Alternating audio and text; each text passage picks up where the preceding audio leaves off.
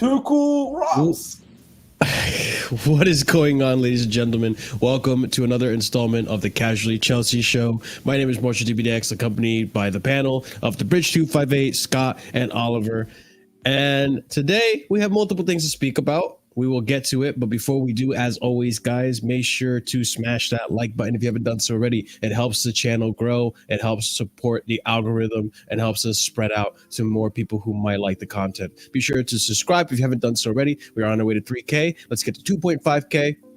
And then we can move from there. Baby step, small goals, doable goals. Accompanying us late is Real Chris is right here as well.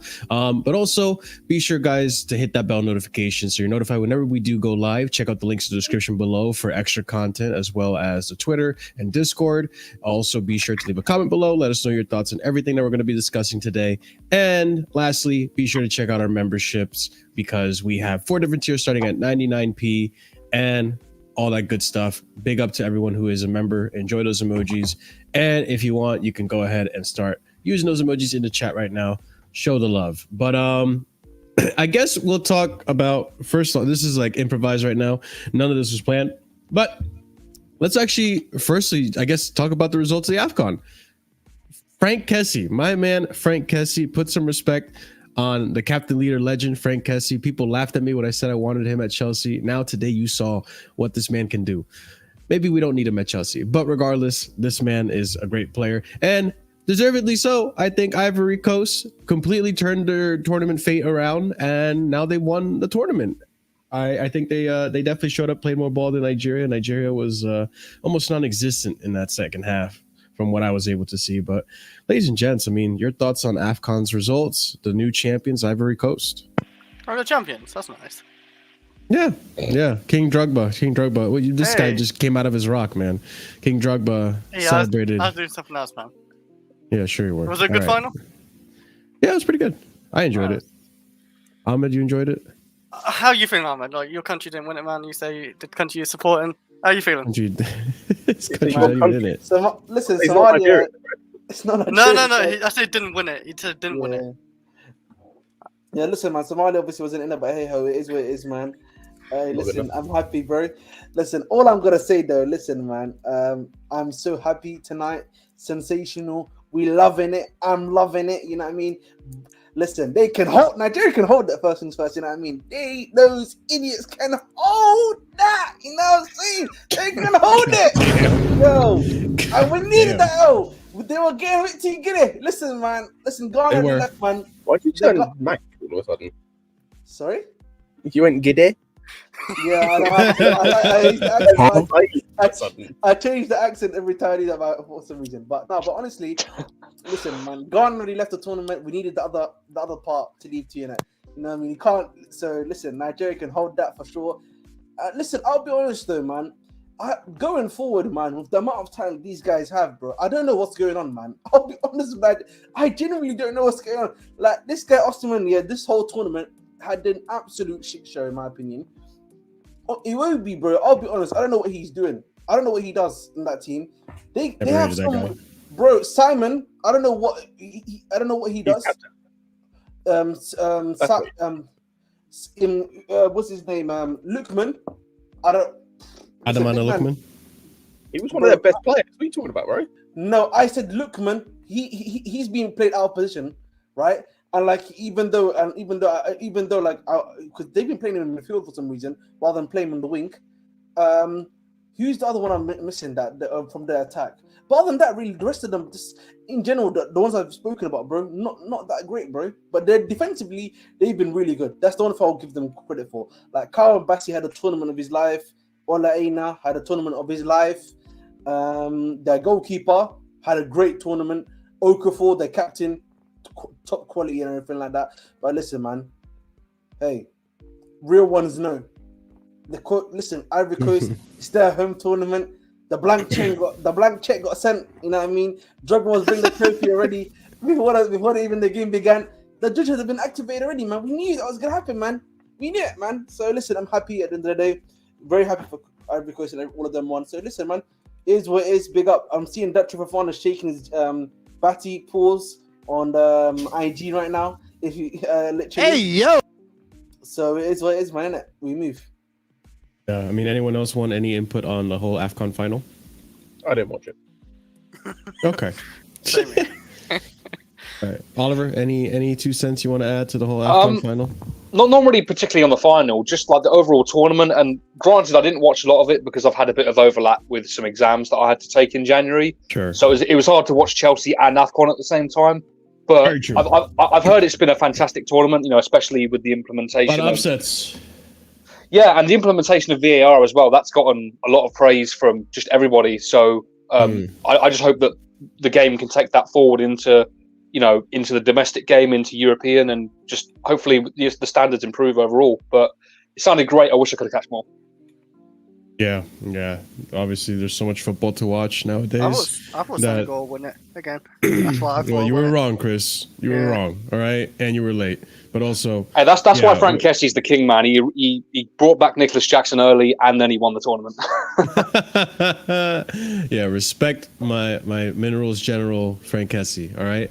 I've always loved this guy. He's a great player, but we saw why. But okay, I mean, speaking on the amount of football that we've been watching as well. Listen, I'm not gonna hide from it. I'm not gonna be shameless. I'm not gonna, not give you guys the platform to discuss what happened in Bundesliga, which was Tuchel getting grilled 3-0 by Xabi Alonso and Leverkusen. Which, listen, at this point, I find it hard to believe that there is going to be a team that is going to change that undefeated run to a 1-defeat run. So, listen, kudos to Xabi Alonso. I saw that football he was playing yesterday. The defense he's got, strong defense. They've stepped up. He's getting the best out of them. Attacking wise, even without his best players, I mean, damn, they definitely got a result. But at the same time, man, there's a lot of frauds on that Bayern Munich team. I'm just saying. But yeah, listen, any other season, I think Tuchel would be winning the league. But he's now up against an undefeated, potentially third ever undefeated European team in history. So the anomaly, it's an uphill battle. But they're actually undefeated. We'll see. They're currently undefeated. No, Chris, I'm making it up. This whole entire thing I just said, it's a complete actual fallacy. We're actually in Harry Potter, and I'm waving my wand with Wingardium Leviosa. Like, yes, Chris, they are undefeated. That's why I've said it. They're undefeated, and this guy with an actual That's hard wand. luck for two. Oh, well, of course. Has a sword, has a wand. What else do you have? What else do you have? It's everything, man. What else It's do you wave everything. around? But listen, Marshall, stop hiding. Man. Leverkusen. Hey, I'll be honest. I'm not hiding. I'm right here. I am not hiding. I am right here. I will admit, Leverkusen, they play better football, and it was more expansive. They have better players. They have better players. They have better tactics. Xabi Alonso, student of the game. Wait. But you're the one that used to call him tactical Tommy Dukes. So yeah, Tommy Dukes. How is he getting? So how is Tommy Dukes getting out tacticked? How is the tactical getting out tacticked? Because he's up against a protege, potentially a protege. You know, the student at one point needs to beat the master. You know? So you're saying Xavi's better than Tuchel now? At the moment, in current form, yeah. Wow, yeah, in current form. We'll see what happens next season. Can I ask you a question? He uses Eric Dyer over De Ligt. Can I ask you a real question? I think De Ligt is hurt. Are you seriously telling me a front three? He was on the bench. Can I ask you a question, Marshall? What's happened to my guy? What has Osama, who's been to Cheliban, done to my guy Musiala? Explain to me, bro. Hey, Musiala played like shit yesterday. It's not Tuchel's fault. He's not been playing shit. He played him in a front two with Harry Kane. He's not a striker. Wait. He's been playing shit like this. He's been playing shit whenever he's played under Tuchel. He's dropped him when he even came. Yeah, in this season, majority of the time on the bench. Arguably your best player, your best creator, and you're dropping him onto the bench and not even play and putting him in positions where he can't play well. So explain that tactical stuff from Tommy Toots, please. I don't know. I think I would put Musiala in a number 10 position. He could play as number 10. So what? So that's the role he had yesterday. But you call him tactical? He didn't cook. He's been calling him. He's been calling him tactical Tommy Tooks, and he's not been doing that all season. If you can pull out the video where I called him tactical Tommy Tooks once, I will praise you. But that will not happen because it never happened. You are putting words in my mouth just like you like to put other things in your mouth, man. With the amount of fucking hate boner you've been gawking on. Marshall, bro. Hey, I'm just saying. I'm not the one that's always on his knees. Again, I mean, Jesus. Hey, listen. Yo. Listen, man. Listen.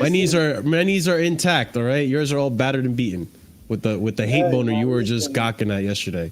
Listen. This Ahmed's the only Chelsea fan I know that can have this much disrespect for a former Chelsea manager. A legendary Chelsea manager at that. I'll say that. All right. Respect Tommy Tuchel. Listen, this man, even Guardiola would have failed in this league against an undefeated Bayern Leverkusen. But we're not going to discuss about how Leverkusen's undefeated. Guardiola had a tougher opponent than Tuchel's having right now. He had Klopp. I'll be honest. He had to face Klopp.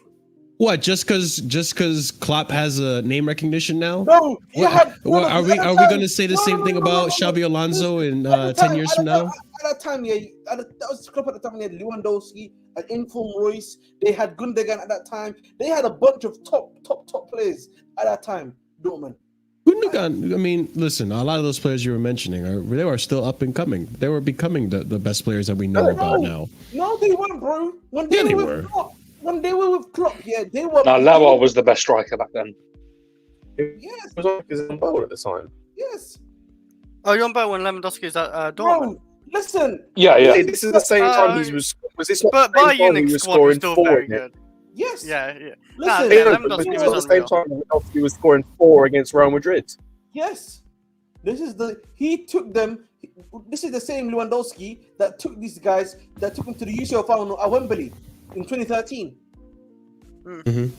Speak on that, bro. Listen, we need to talk about what he's doing to my guy Kimmich, bro. What he's doing to Kimmich, I would take him at Chelsea right now. My driller, my baller. Where would you play at Chelsea though? DM? I would, we could actually play him. DM or number 8, either or. Number 8, I would do. We can almost play him in a flat 3. I don't know how he would start over Caicedo. Listen, at the end of the day, bro, you can take him at Chelsea. Doesn't mean that he needs to start. He's a great player. Yeah, you can play right back. You can play CDM. You can have him as a versatile left back. player. I'm pretty sure he can play too. I'm pretty sure he can play left back. Bro, versatility is key. That's why I would take him. Listen, I'm gonna be honest with you, Marshall. Talk to me about my boy Kimmich, what he's doing. You know, Kimmich might be on his way now to either PSG or Man City because of what your boy Tuchel has done to my guy. Bro, if he goes to Manchester City, holy shit. And that's actually legit rumors, by the way. These are legit rumors, by the way. Like that City are literally after him in the summer. Disgusting, bro. Can you imagine if they replace can you imagine if they replace if they replace Gundogan, tell Kovacic to kick rocks and they replace Gundogan with Kimmich. I wouldn't blame him. I wouldn't blame him for that. But listen, managers, they have falling outs with players, and that's the one thing that's bad about Tuchel. Listen, I was told that Tuchel was going to get along when he came to Chelsea. Listen, no, I get that's what I say. Listen, I agree with you guys on that one. I was told that Tuchel, he's going to come over to Chelsea. You know, what happened at PSG, it would happen to anyone. You know, it's the board's fault and all this. I kept bringing it up, but listen, at the end of the day, what happened at Chelsea, he didn't get along with the new board, and all of a sudden, boom, he was gone. And it's happening again at Bayern. Asking him too many questions about Ronaldo. Maybe, but that's not an excuse. That's not an excuse. That's not an excuse for not getting along with the board, and you have a reputation of not having gotten along with previous boards. There's no buts. There's no buts. Yeah, there is. Before the new board, he was fine. It was bound to happen. It was bound to happen. It was bound to happen. Chris, you know that season, the season under Roman is an outlier. That's the only time he's never fallen out with the board at every club that's been out. Just saying. Yeah. Saying before, that's the only bad thing about Tuchel. It was all fine until Todd came in and started asking 20 questions about Ronaldo. But yet Todd's giving everyone else time except Tuchel, huh? I don't know. Yeah, he can hold that. Let's see. But in all fairness, Tuchel was going through a lot of shit. Like he was going through a lot of shit with his marriage and all that. Maybe Bowley saw the vision. I don't know about that excuse. No. Bowley still made the mistake of sacking Tuchel. He should not have sacked Tuchel. But regardless, the falling out would have happened. The falling out would have happened. I'll be honest, man. The moment I found out that Tuchel was moving like a fraud was when he said that Gallagher could beat the new Kante. I'll never forget that. I will never forget that. He used the reason that Gallagher is here. He is ultimately the reason. You think that? I think a lot of managers do like Gallagher. Yes, he is. No. Hang on. Don't you think managers like players like Gallagher because they always give you 110%? They're never injured. He's the reason Gallagher's in this team. He chose to keep Gallagher over Gilmore, even though Gilmore is 10 times the player Gallagher is. I'll never ever. Listen, my boy Ray Allen. We will talk about Victor Osimhen. Sure. We'll come. There's a Victor Osimhen segment today. So. Yeah, because listen, I've said this quickly. Before, he doesn't have the secondary. He doesn't have the tertiary ability that you want from a striker. That's the problem with him. No, we'll discuss more in depth in the Victor Osimhen section. That's why I said maybe, so we can move it along. Ahmed, God damn it. Calma. For 2 hours, man. Jesus Christ. What's wrong with this guy, man? But all in all, hey, listen, Tuchel, you can still come back to Chelsea. I don't care what these men say. All right? You're having a good season, but Xabi Alonso's having a better season. That's the way I like He's having a shit season. You want Cole Palmer a wing back, bro? No, come on. Yeah, you guys that's agreeing with Let him cook. Marshall David stream before saying, yeah, we'd all take Tuchel back. Ahmed wasn't here, so yeah, he would have denied it. Yeah. I would never take Ahmed disrespecting his former Chelsea legends, man. I'm just saying. That was changed over a couple Tuchel can come back. Tuchel can come back. He is a legend. What? He is a legend. He's one of our top managers ever. The legend who drove the bus. He drove the bus, Scott. He drove the bus. He's not a legend. He drove the bus. No, he got us through a Russian sanction. He's as much a legend as Kalu is. Like, I'm grateful for him what he won, and he's a good manager. He's not a legend. He was the main reason we won that Champions League with his tactics. Yeah, cool. And he was also, people forget that season we were incredibly lucky to finish in the top 4. And he kept getting us top 4 regardless. He's a good manager. He's a good to great manager. Cool. He's not a legend at this football club. He's not. So, would you not put him on top 3, top 4 of all time at Chelsea? Or you just okay? So he's not a legend, but is he top 3, top 4 for you though, Scott? He's not ahead of Carlo, and he's not ahead of Jose. Yeah, I get that. He's had a content, right? League. Depends on how you view the league. I'll be real. It depends on how you view the league compared to the Champions League. In all honesty. Yeah. I think the Champions League's the biggest. Alexa, stop the waffling. Stop the brainwashing that you are doing to Ahmed Abdi over here. The disrespect on Thomas Tuchel. Listen, look at my chat, man. I can't. Sorry, Nation. We will be there. We will be back. Sorry, Nation. We will be back, bro. Listen. Tuchel left and look at where we are, people. You know what, guys? I just want you to remind you people. Look at where we are now that Tuchel left. When sorry dunks in your manager Tuchel on Wednesday, we will be there, Marshall. When sorry dunks in your manager on Wednesday. Wait, Champions League? What? Whoa. What are you talking about? Sorry's not what? Whoa. Allow me. Whoa. I just had the most craziest comment in a sorry washed. Well, if Tuchel's washed, he's taking to use your football. What are you doing? This is hilarious. Someone from Chris who wants Mourinho back, you know. Come on, bro. By the way, Chris, how's Roma doing? How's Roma doing, bro? Let's go backstage. Oh, then, you know they've done. No more. That shit show. Chris, you can go backstage for that take. Chris, you stay backstage for that take. This man, you can't believe you just said sorry was washed. That was nuts. Great manager. I love Sarri when he's at Chelsea, but you know he's a bit washed. You said he's washed, and you wanted. Wait. What's he winning now? He got sacked 2 weeks ago, right? Yeah, hold on. Let me look at the Serie A Who right got now. sacked? Jose Mourinho. Oh, Jose. Yeah, we take him back. Sarri is over When at did he get Lazio, sacked? right? Yes. Damn it. Okay. It's 3 called weeks a ago, manager right? bounce. It's gonna be called a manager bounce. Just wait, like next season, all that. Like that club is finished. Yeah, they man. lost their first game yesterday since De Rossi's been manager. What, like 2 weeks? That didn't take long then. Hey, so Wash Sarri got Lazio to second place while Roma was sitting pretty in sixth place. What are you saying about Jose Better team than Mourinho? Roma. Better team than Roma. Better No, team it's than Roma. not. It's Lazio, bro. Bro, I'll be honest, man for man, they are not better than Roma right now. They're not better than them. Can you name a single player in Lazio? Yes. Who? Don't say Petr. Just give me 2 minutes, yeah. Not including Pedro. Not including Pedro. Just Tic tac. Tic tac. Tic tac. where's I ain't looked at Okay, this for a Chris, while. point proven. Point proven. I You said can't give me name 2 a single minutes. player from Lazio. Yeah, give you 2 minutes while you Google with your chody ass fingers. Shut Oh, up. they got Mobley. They got Mobley. I know Mobley. He's an Italian Immobile. striker. Jesus Christ. Oh, Yeah, shut up, Guendouzi Chris. from our Shut ex-Arsenal up, player. Chris. There we Shut go. up, Chris. Chris, shut up. You going backstage again. Shut up, Chris. Let's get this show on the road, ladies and gents. Big up to everyone. Let's start off with the first story that I have here. Chris, I'll let you back in just a second. 1 second. Okay, so there's no Premier League Summer Series happening this season, which is sad for me because I'm American. I want to see my Chelsea play in the States, but hey, it happens. But let's read here. It says here The Athletic says there'll be no Premier League Summer Series this summer in the United States. Still coming back to the States. The UCL Meaning thing. like for a friendly? Yeah, for Yes. friendly. Yeah, preseason friendlies. Like It a literally friendly. Look at the tweet that's been quote tweeted.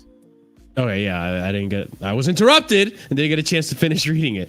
Chelsea and Man City are due to travel to the USA this. Okay, here we go. For preseason, and two clubs are in discussions to play a friendly match against each other. And the two clubs are in discussions to play a friendly match. Okay, so it'd be Man City and Chelsea friendly in the summer in the US. Okay, that'd be cool. I wonder where though. That's the curious part. Kind of weird But- prediction.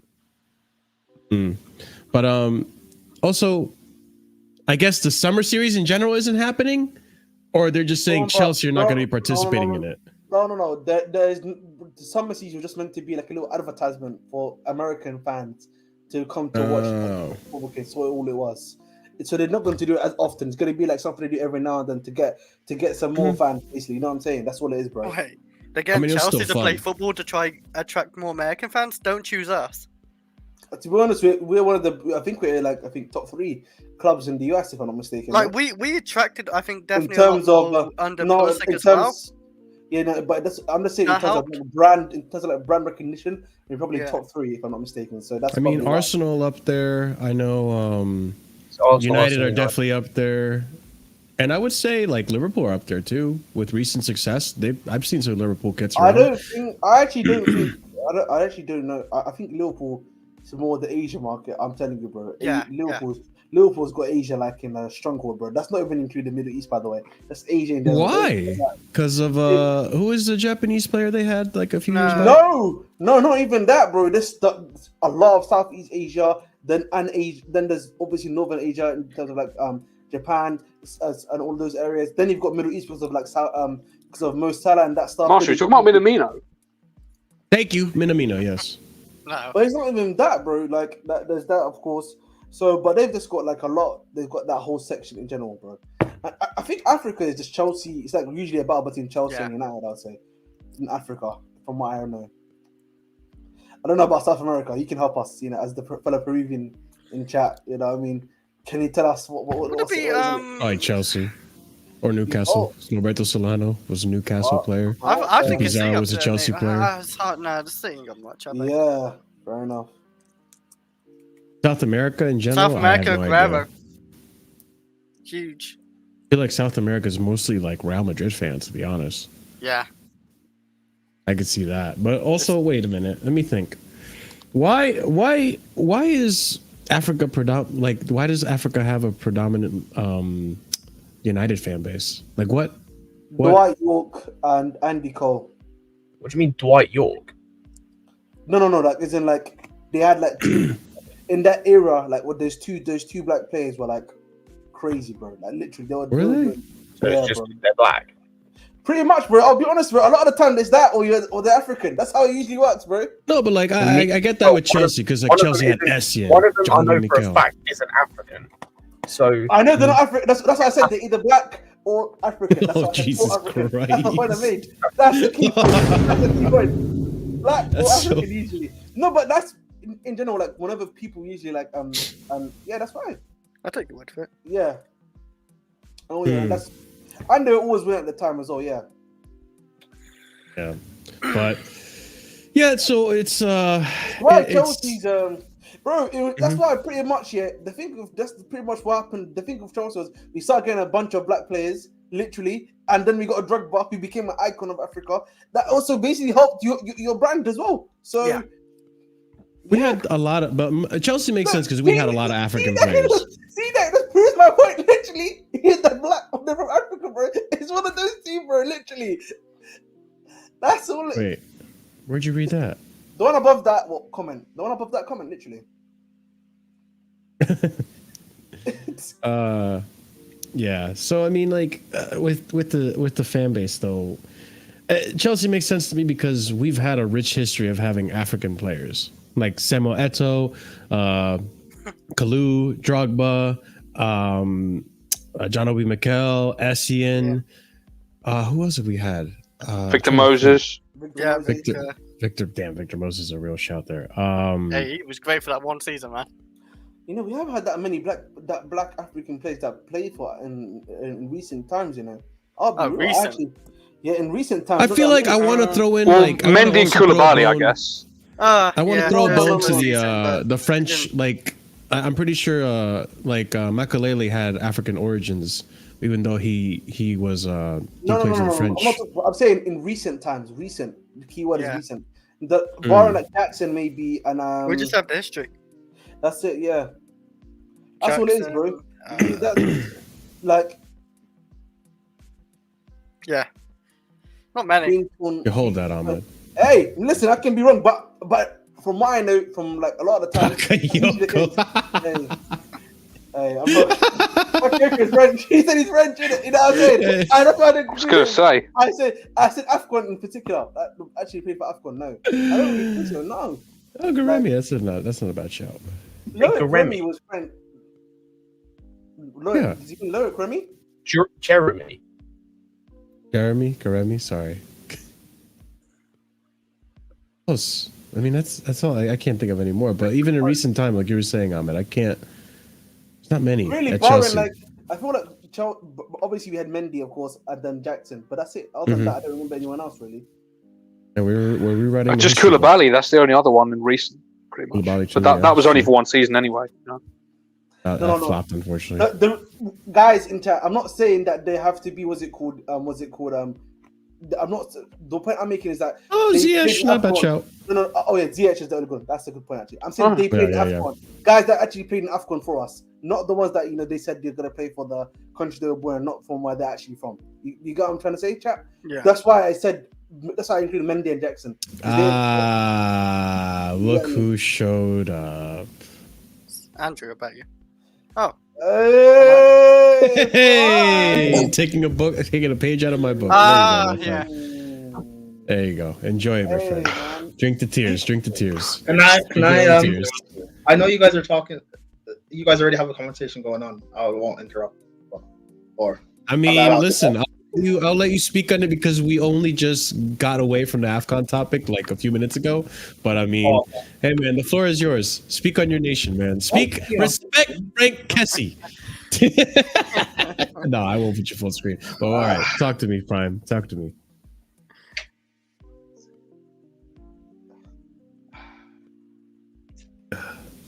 I'm just enjoying these Nigerian tears right now. Are you drinking a Super Bowl? You're taking it well, I think. Damn, Prime, you just opened that. You finished it already. Oh my God! Oh My shit. Lord! Oh Lord! All right. Prime shotgunning himself into this discussion, right? What was your question? Sorry. Speak on Nigeria, my friend. What was your thoughts on that? What happened? Oh my.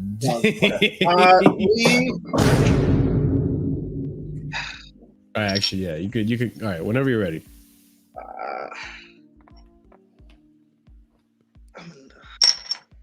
I'm. You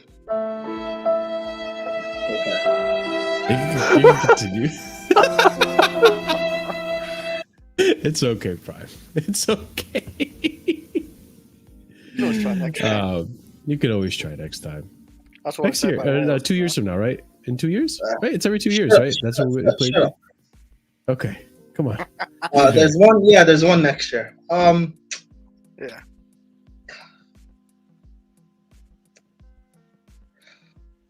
Scott, you said I'm taking this well. Wait until the Q&A. And it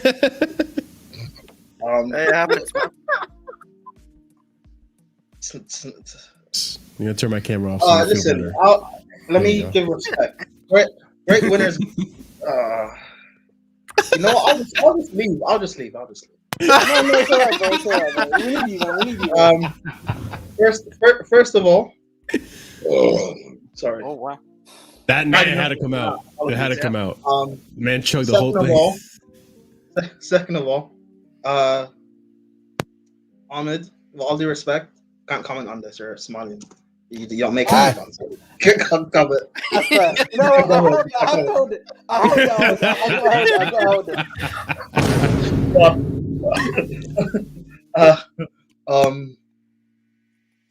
God damn, thanks for the $1.99 super chat. Hello, Prime, the Irish alcoholic fraud. Hold on. Oh my god. No, okay. Can't believe we let Didier Drogba scam an AFCON, the fraud. I'm sick of him. Listen, the antics the guy was doing in the crowd, I'm sick of it. Credit to Sebastian Haller, like outside of football, what he's been through. That's what. 2 years of course. Coming back from cancer, scoring the I forgot about that. Thank you for. It's a great storyline. So congratulations. Dringer's a baller, man.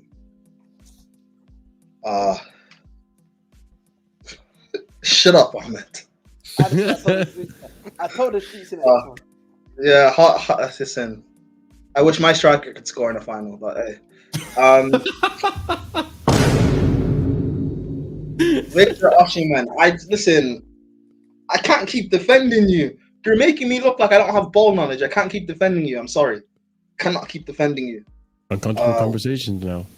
Does he not like get fed enough though, or is it just Chris, mind your own business? He's asking a genuine question. He wasn't even watched it. Yo. I'm sorry. Prime came out with the lashes, just like, shut up! No one talk anything to me. Don't even console me. No, that was me. I was actually curious. Does he actually not get fed enough, or is he just like missing chances? What do you mean? Like, is he just not doing enough, like getting involved in the game, or is he like not getting fed chances, or? Look, he puts himself about and he gets involved in the game and stuff. Like today, like, I mean, we didn't even create enough for him today, but still, like, I've seen strikers in big games in finals not get service and make something happen. Yeah, DJ Drogba, man, he could do that. So. Nah, listen, that's a big game player, man. That's the thing. Drogba can go fuck himself. Anyway, Jesus. Sanazu is horrible at left back. Yeah, he's a winger, bro. He's a BLM Chilwell. He's horrible. The guy takes off Ademola Lookman, who's our only real threat. The guy brings in Kelechi Iheanacho. The fact that he scored the winning penalty against South Africa, but like, the fact that Nigeria fans even rate this guy is abysmal. Didn't he have his best season like 2 seasons ago, Prime? Like 3. 3 seasons ago. 3 seasons ago, Jesus Christ. Yeah, a long time, basically. Been a while. It wasn't even a season, it was a purple patch. Yeah, you're right. Yeah, fair enough. It was 2020, 21, right? Yeah. All the great work we've done leading into this. Just get over the line. We didn't turn up. Until we scored the opening goal, Ivory Coast were all over us. All over us. Then we scored the first goal, going to halftime. Fair enough. No tactical plan in the second half. We started making like defensive substitutions, try and see out the 1-0 win from the 60th minute. Whatever. They equalize. They equalized, yes. Yes, they did. Marshall, you're American. You of all people don't be speaking on African business. Hey, listen, man. Frank Kessie is my minerals general. No, he's American. He's American. Don't speak on business. I'm only American when it's convenient to Prime. What'd you say? Yeah, I'm only American when it's convenient to you, Prime. I don't know. I love Frank Kessie, man. I just, good goal from Haller. And even before that, the guy tried a bicycle kick from, I think, like a corner. He did. Oh, you guys watched it? I watched it. I watched the second half mostly. Ahmed watched the whole thing. Yeah, man. And so did Scott, you didn't get to watch it, right? So it was me, Jose, I didn't watch it. And Oliver. I was there. Yeah. Yeah, we listen. The second they equalized, they sat in a low block and we couldn't break them down. Like it's like watching Chelsea, man. Like we can't, Damn. we can't break down the whole block. Oh my god! Listen, my club and country making me sad. And you know what makes this worse? Like the two cup finals under two, or the two cup finals under Tuchel that we the Carabao and FA Cup that we lost to Liverpool. Mm-hmm. I wasn't sad when we lost because I figured we'd lose anyway. This final we're in, when we lose, I won't get sad because I know we're gonna lose. I had so much belief we would win this final. Maybe it was belief, maybe it was gas, who knows? But I was so confident. The amount of shit I said on Sarcasm City. So I'm more disappointed in myself and the players. I'm more disappointed because I've never drank the Nigerian Kool-Aid. The Nigerian Kool-Aid. I've never allowed them to draw me in and get cast. But I should wear it as a killer, man. I should wear it as a killer, bro. No, listen. Let's have it right. I get it. She's trying to make her bag and make money. I get it. It is what it is. I'm not gonna hate on someone who makes money, but I hate this woman. I hate this woman. I'm sorry. Listen, Fucking it's not fair. Really not fair. Oh my days. I love it. But Prime, hey, listen, at the end of the day, I mean, did you expect Nigeria to even get this far? No, but Marshall, once you get to the I know I got you. No, I'm not trying to say it's okay, but I'm just saying at the end of the day, you could take the positive out of it, you know? Maybe, but it's Nigeria, so will there even be a positive? We weren't supposed to be this good going in this tournament, so by next tournament, who knows if we'll even be good? Listen, this is the one thing I had left in football, so I'm done. The rest of the season, I'm done. You think I was bad before when it comes to Chelsea? Hey, man, I'm praying on everyone's downfall. Hey, it is what it is. But hey, it was a good tournament. It's back to Premier League football. It's back to agendas and the title race. Victor Osimhen, don't come to my club. Do not. Yeah, see, Prime sees it, man. I told you, man. That performance in the final, the performance all tournament, to be fair, but that performance in the final, you get lynched at Chelsea for that. Don't come back. Hey, yo. I can't lie to you, man. The stuff that's happening to Jackson, man. Yo, man. I'm worried for him, bro. If he doesn't think after 120 million, bro. This guy's only 30 million and they killed him. That's all I'm saying, man. Hey. Crazy shit. But hey, wait, C-Mac, what do you mean live? What did I say that to lie? He said he knew they were going to lose at the beginning of the tournament. Yeah. Listen, this Ivory Coast team frauded their way to a. Listen, Fucking minerals, bruv. I'm angry. Yeah. Frank Kessie, Minerals leader legend. Let him go, man. He's like 35 years old. Let's go. He's 27, Chris. Shut up. Bro, I know. Listen, I know he played with an injury in the semi-final, and I said that. But like this final, I don't care. You turn up. Listen, I don't care. It is what it is. Listen, Wait, you know, can I just say, do you know what the What? Whoa, what the hell was that? Listen, do you know the moment I knew Nigeria lost? Can I tell you, Yes. man? The moment I saw Drogba bring that trophy before the game started, I knew it was game over then, bro. I knew that was when the game was over, bro. Bro, that ball knee slide doesn't deserve an AFCON. He does not deserve an AFCON. The black check. This video you sent me is crazy. Oh my god. David Sindacho Fofana celebrating the win for Ivory Coast. And big up to David Sindacho Fofana as well, man. He wasn't in the tournament, but hey, soon. Davidson? I keep saying that. Why do I keep calling him Davidson? I don't know why. I just call him Davidson for whatever reason. Whatever. Sorry. David Dacho Fofana. No, not yet. He's not at the level of Franklin Theodore Kessie, all right? I'm just saying. So why do you like Kessie? I've loved him since AC Milan, man. He's just too good. I love him. He's so good. I've been hearing about it for he was misunderstood at Barcelona, man. Listen. Yeah. He's really good. You know what I'm saying, man? Yeah, I love him. Hey, Frank Kessie can get it. I'm just saying. Pause. You've had the whole of all the things we've had to deal with. We had the whole of Africa hating on our downfall. All you rivals like Jez. We've had the footballing world wanting Nigeria to lose. We've had haters here wanting us to lose. We've had United Trey, his jinx, because he's Nigerian for some reason. Ashrid Wet, she's Nigerian for some weird reason.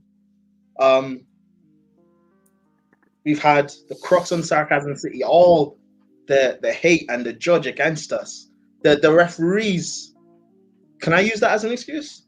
I know they've been impeccable this tournament, but can I say the refs were against us this final? Can I say it? No.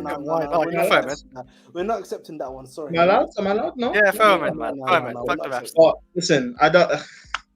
Listen, congratulations to Ivory Coast. All banter aside, like they did deserve it. They were better than us, especially in the second half. Well, actually, all game. To be fair, they were better than us. Congratulations to Hala. Congratulations to Drogba. You finally know what an AFCON trophy, feels like. I'm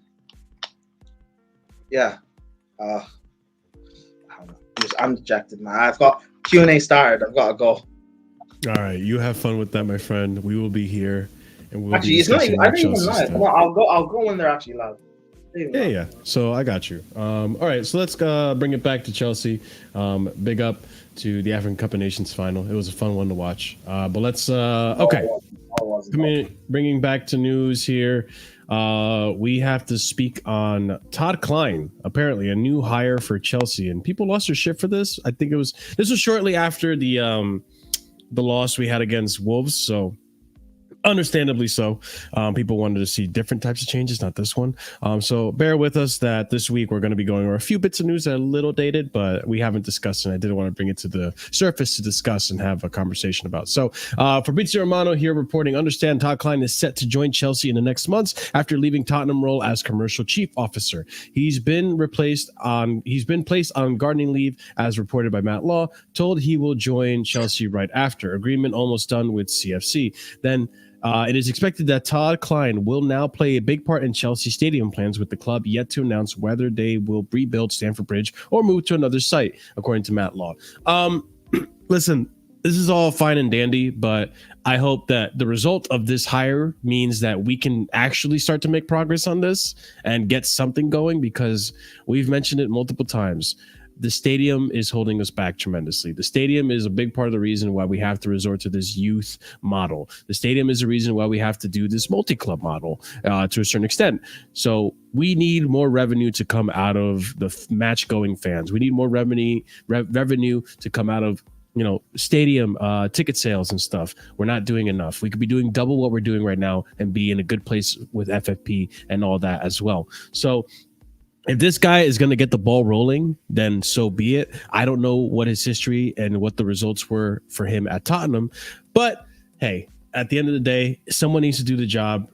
He can at least get the ball rolling. Whether he does a good job or a bad job, time will tell. But I mean, any opinions on this matter at all from anyone? From all accounts, his reputation for Spurs is not great, but I'm not an expert in any of that, so I cannot comment any further on what those people have said. I don't know, really, to be truthfully honest. Yeah. I'm with So, you know what, man? If I may quickly, I just think for me, talk to me, Ahmed. from what I know, apparently the reason why people are saying, "Oh, he's so shit," because if you look at the Pies tweet, is that he didn't get along with guys and fired them, and apparently couldn't get the naming rights for the stadium naming rights for Tottenham to be sold. Oh, true. It's still White Hart Lane or some shit, right? So no, it's the Tottenham Hotspur Stadium. That's but the problem is, right? The problem is though, like from what we know, apparently he got in the best brand deals. Apparently he's the one that will help them out of the Oxford cert, that helped them out of obviously Rihanna. Obviously he's Davido. I forgot the other guy, the other Nigerian guy. His name is not it's not what's his name? I forget. I remember his name in a sec because I literally forgot it. Yeah, just shout it out when you remember. Yeah. But like Wizkid, that's it. Yeah, Wizkid as well, right? And so that he's gotten them good things. They've also got the F1 track, NFL stuff going through. So this is something that he's done really well. If we need to be honest, right? Now getting the name rights for Tottenham done, yeah. I'll be honest, that's like a very hard task considering what Tottenham is. Like the trophyless team, it's going to be quite hard for you to be able to get some level of recognition if you just say the Google Tottenham Hotspur Stadium. You know what I'm saying? No one's going to really be rating Google like that. You know what I'm saying, for example. So go ahead, finish what you're saying.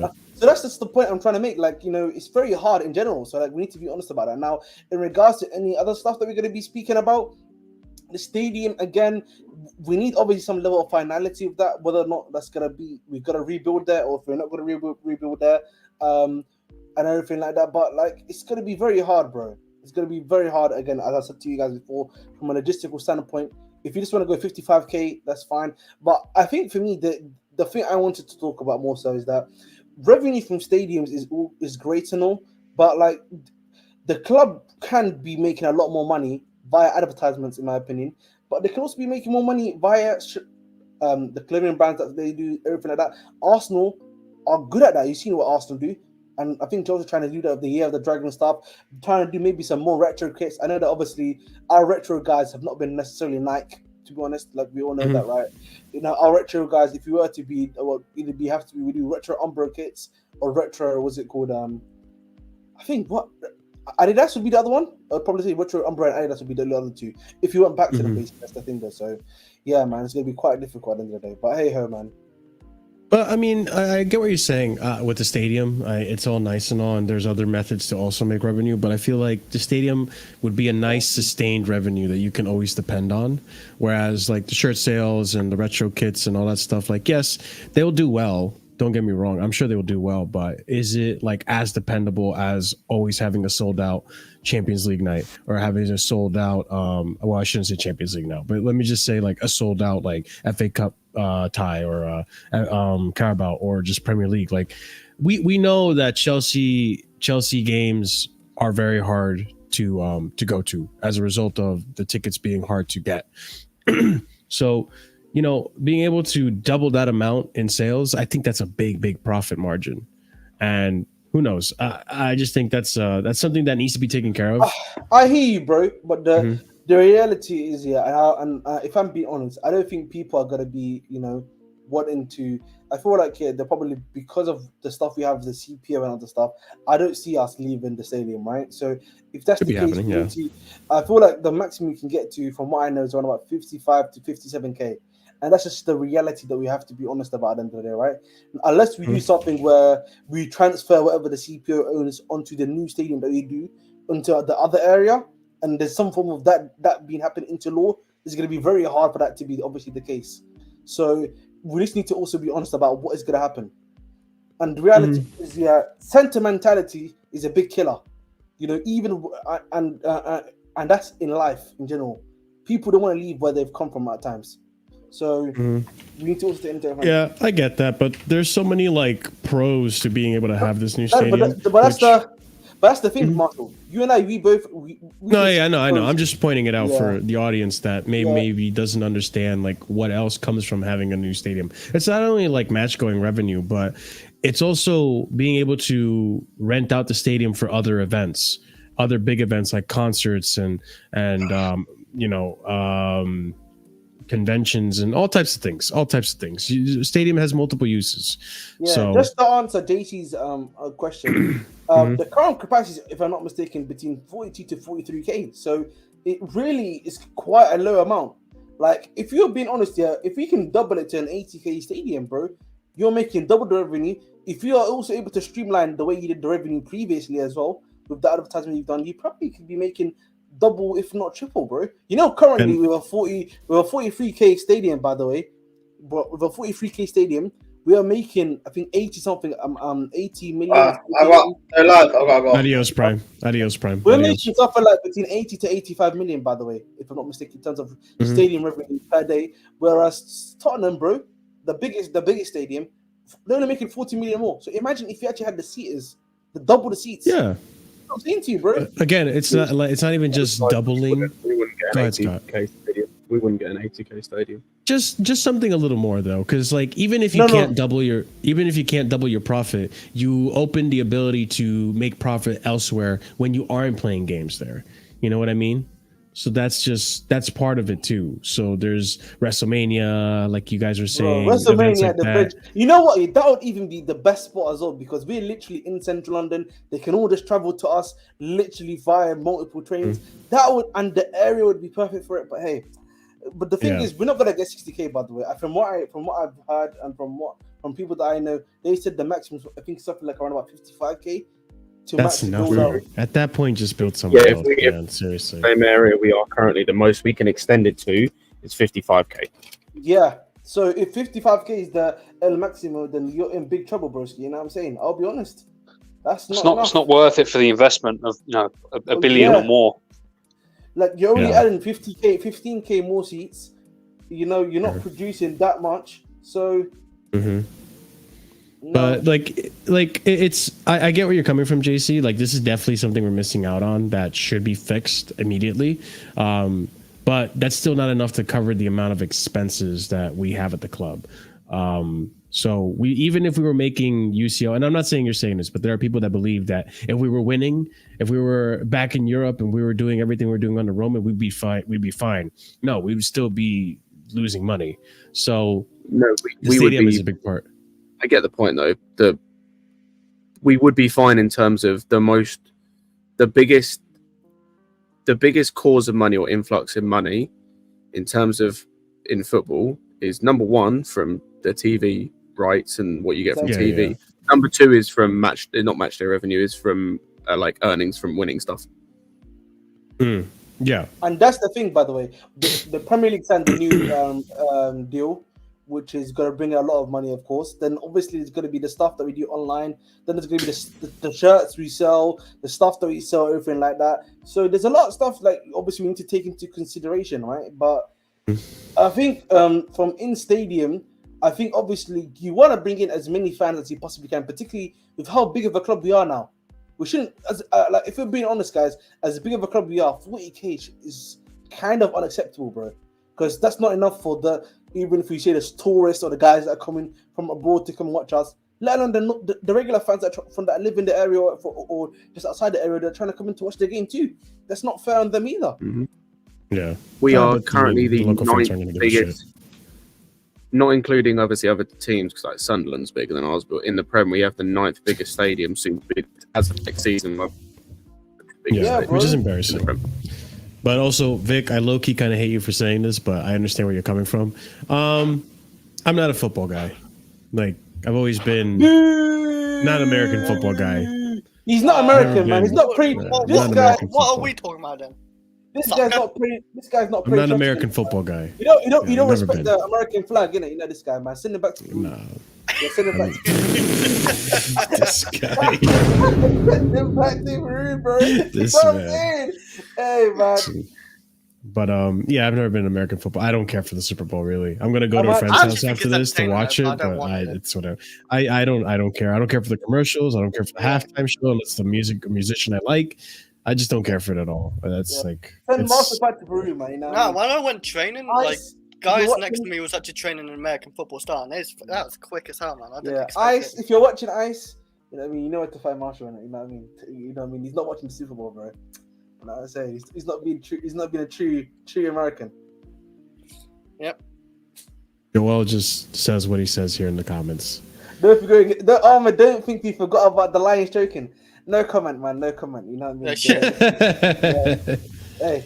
I prefer really not to speak. If I speak, I am in big trouble.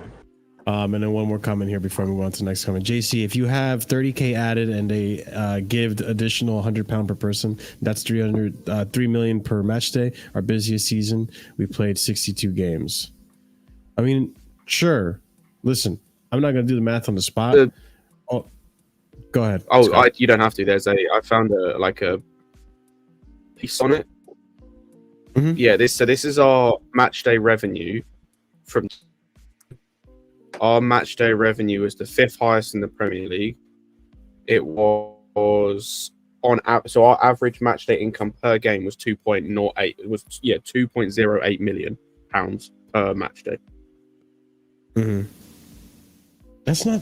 I mean, you multiply that to. That's nearly, just to put that into perspective. Season. That same season, it was that's nearly half. What United, who were first, were making every match day. Nearly half. Yeah, they were making 3.96 million a match day. Yeah, so there's money to be made there that could help us in the financial aspect.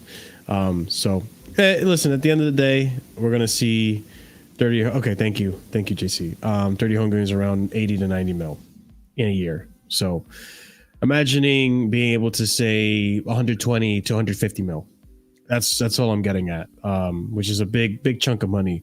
And again, we're only taking into consideration just the match days, not considering also the events you can hold and how much interest you garner from other people who want to host in your venue. So those are other ways to make money as well.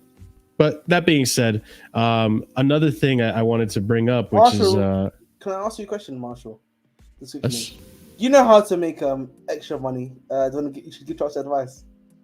Listen, I'm not gonna let you go on that tangent. I'm gonna just say you're gonna go backstage before you go on and say some out of pocket shit, because I want to say some out of pocket shit right now, because I want people to put some respect on what's actually been happening at the club and stop running with these agendas. So let's go ahead and discuss the Petr Cech situation. I think this is really interesting and it was brought to my attention. So I do want to bring it up here, and let's go ahead and discuss right here. Petr Cech comments and says, the new owners, they wanted me to stay, but it was my decision. It was my decision to go. And I said, well, this is what I want to do. And I believe this is the right decision for me and everybody. Coming from High Performance. This is an interview he did with whoever. But the point is, it's here. Petr Cech left on his own volition. He wasn't kicked out of the club. Neither was Marina. Neither was Bruce Buck, or whoever was in the board at the time. And I believe Bruce Buck stayed for a little bit longer, even after Marina and Cech left. But regardless, these guys were not kicked out of the club. He did? I thought he stayed for a bit. I thought Buck is currently on the board. He's still here in a different capacity. Yeah, Buck is at okay. Yeah, listen, we knew about the stuff with Cech, though. We knew that he left. No, I know we knew, Ahmed. Everyone here on this panel, we all knew. But there are people still running this agenda that they were forced out. Bowley sacked them just like he sacked everyone else. And I guess there's the crazy guy with tinfoil hat who has something like that. But it's not just him. There's many of them in Twitter. They're all ill and wrapped up in toilet paper and shit. But regardless, I'm just here to say it like it is. Like, you have comments actually coming out right here. Like, what are you saying about this? You know what I mean? It's like I don't blame them for leaving. Like, even set aside all the stuff that's come out about the connections to illegal transfers and all that stuff, and whatever type of rumors may have happened as a result of the whole Russian sanctions. Even from a just professional standpoint, when there's a new owner and there's one that I loved working under, which I'm sure like Petr loved working under Roman, Marina has been with Roman for a hot minute. Even then, like when the ownership changes, I personally don't think I would have stayed either, to be honest. Maybe if I love Chelsea enough, but like I just enjoyed my time with the previous ownership, and I don't like the change of power. A lot of people don't like change. The real reason, do we? Like we don't know the real reason, but we know that they chose to. Yeah, they chose to leave for whatever reason. I think another big thing as well. I don't know if any of you guys remember this, but Petr Cech wanted to keep Lukaku at the club, and that was a misalignment with Bowley wanted to at least get him out on loan, which eventually happened to Inter. Well, so they weren't aligned on that particular aspect either. It's because how much we spent on him is a big investment, and it's like one season. Yeah, like it's a bit of a fuck up what he said. I know, but we Chris, we all knew at the time. We have to cut our losses here, and he's still here. We still want him gone, and Petr Cech didn't see that because for whatever reason. I don't know what went wrong with that, really. It's just like he wanted to be at Chelsea, and then 6 months in, he wanted to be gone. Let's be honest, guys. No one wanted to keep Lukaku, man. Cech kind of wanted to keep Lukaku, but the reality is, bro, he was untenable. He was untenable, bro. In that summer, after what you said, bro, like particularly with a fan base like Chelsea's, it was over, bro. It was untenable. Yeah. And honestly, like we know why Petr Cech wanted to keep Lukaku. He was part of the idea to bring him in with Marina, and they wanted to save face because they broke the record for the transfer. Like, I get it. I don't blame them for saying what they did, but it's just it is what it is. Like, it happened, and there were disagreements. And Bobby, you can believe what you want to believe, my friend, but at the end of the day, there are multiple articles saying that Bowley wanted Marina and Cech to stay to help with the transition process of the ownership and help, steady the ship while Bowley was trying to figure things out. And he was kind of left on his own accord to try to figure things out on his own. And that's why he became the sporting director for that time. Go ahead, Ahmed. Like, I just want to say quickly, guys, why is Lampard working with these guys? Lampard's always in the stands. He's talking with them. Yeah. It's true.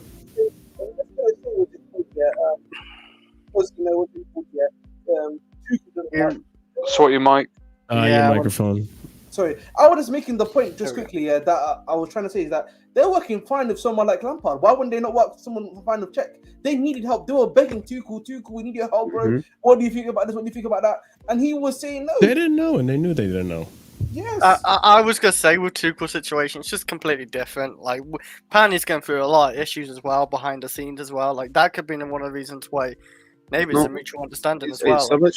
It's so much more simpler than that, though. Regardless of if anything was happening in his personal life, if anything was happening in terms of the allegations that came out, regardless of whether they reportedly didn't get along or whatever, more often than not in situations where an ownership group takes over a club, they normally sack the guy that's there and bring in their own guy. That normally happens at most clubs. It does. Even that normally happens at most clubs. And normally at most, the manager that is there when an ownership takes over, normally even if they stay, only last like a year and then they're gone. Yeah. Anyway, the issue is never getting rid of Tuchel. It's when they got rid of him. You either needed to sack him at the start of the window or keep him until the end of the season and then sack him. That's what they should also, do, yeah. Just to address Bobby's comment, there was literally we just had the thing to quote from the interview Cech did where he said they wanted him to stay. So yes. It was also reported at the time, the club statement when he left said that he left. It wasn't, he resigned basically. And also, again, believe what you guys want to believe. To back Oliver's point as well, if this was like a bad ending, then he would have had to sign an NDA for a bit of time.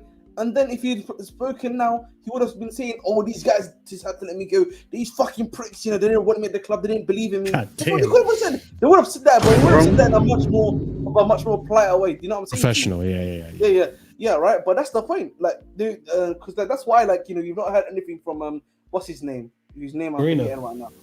No, Vivel, right? Yeah. Oh, true. True. That's very true.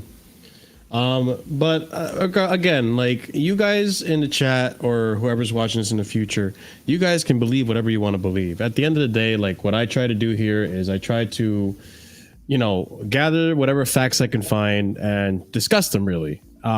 Whether they be reliable sources or not, that's up for you guys to decide. That's up for me to try to figure out as well. If I decide at one point a source isn't reliable, I point it out every time I read it. Take it with a pinch of salt and all that stuff. What are you saying, Ahmed? I just want to repeat Bobby's comment. You're not entitled to rewrite history. The problem is, this is not a rewrite of history. This was said while the history. We're telling you the history of what happened. Yes, the history was written while we're talking about when the history was written, bro. Like, we can discuss other stuff, whether it be the Tuchel stacking. We still don't know why that was about. I'll be honest, right? But like the Cech one, everyone knew why that happened. Marina, we know that. Well, we know why she had to resign. And we found out stuff that's been happening in her own era that is causing the club problems too. Like, we need to be honest about that. Like, listen, these guys have got things wrong. We can admit that, but we can't just say everything just on them. Again, they literally left of their own accord. That is not fiction. That's not rewriting history. That's literally what fucking happened. Yes. Like, that's what I mean. Like, Marina left off her own volition. But guess what happened? We found out the reason why she left off her own volition was because at least we think it's part of the reason. Yeah. No. The reason why she left on her own volition was because of the fact A, of a relationship with Roman Abramovich, obviously.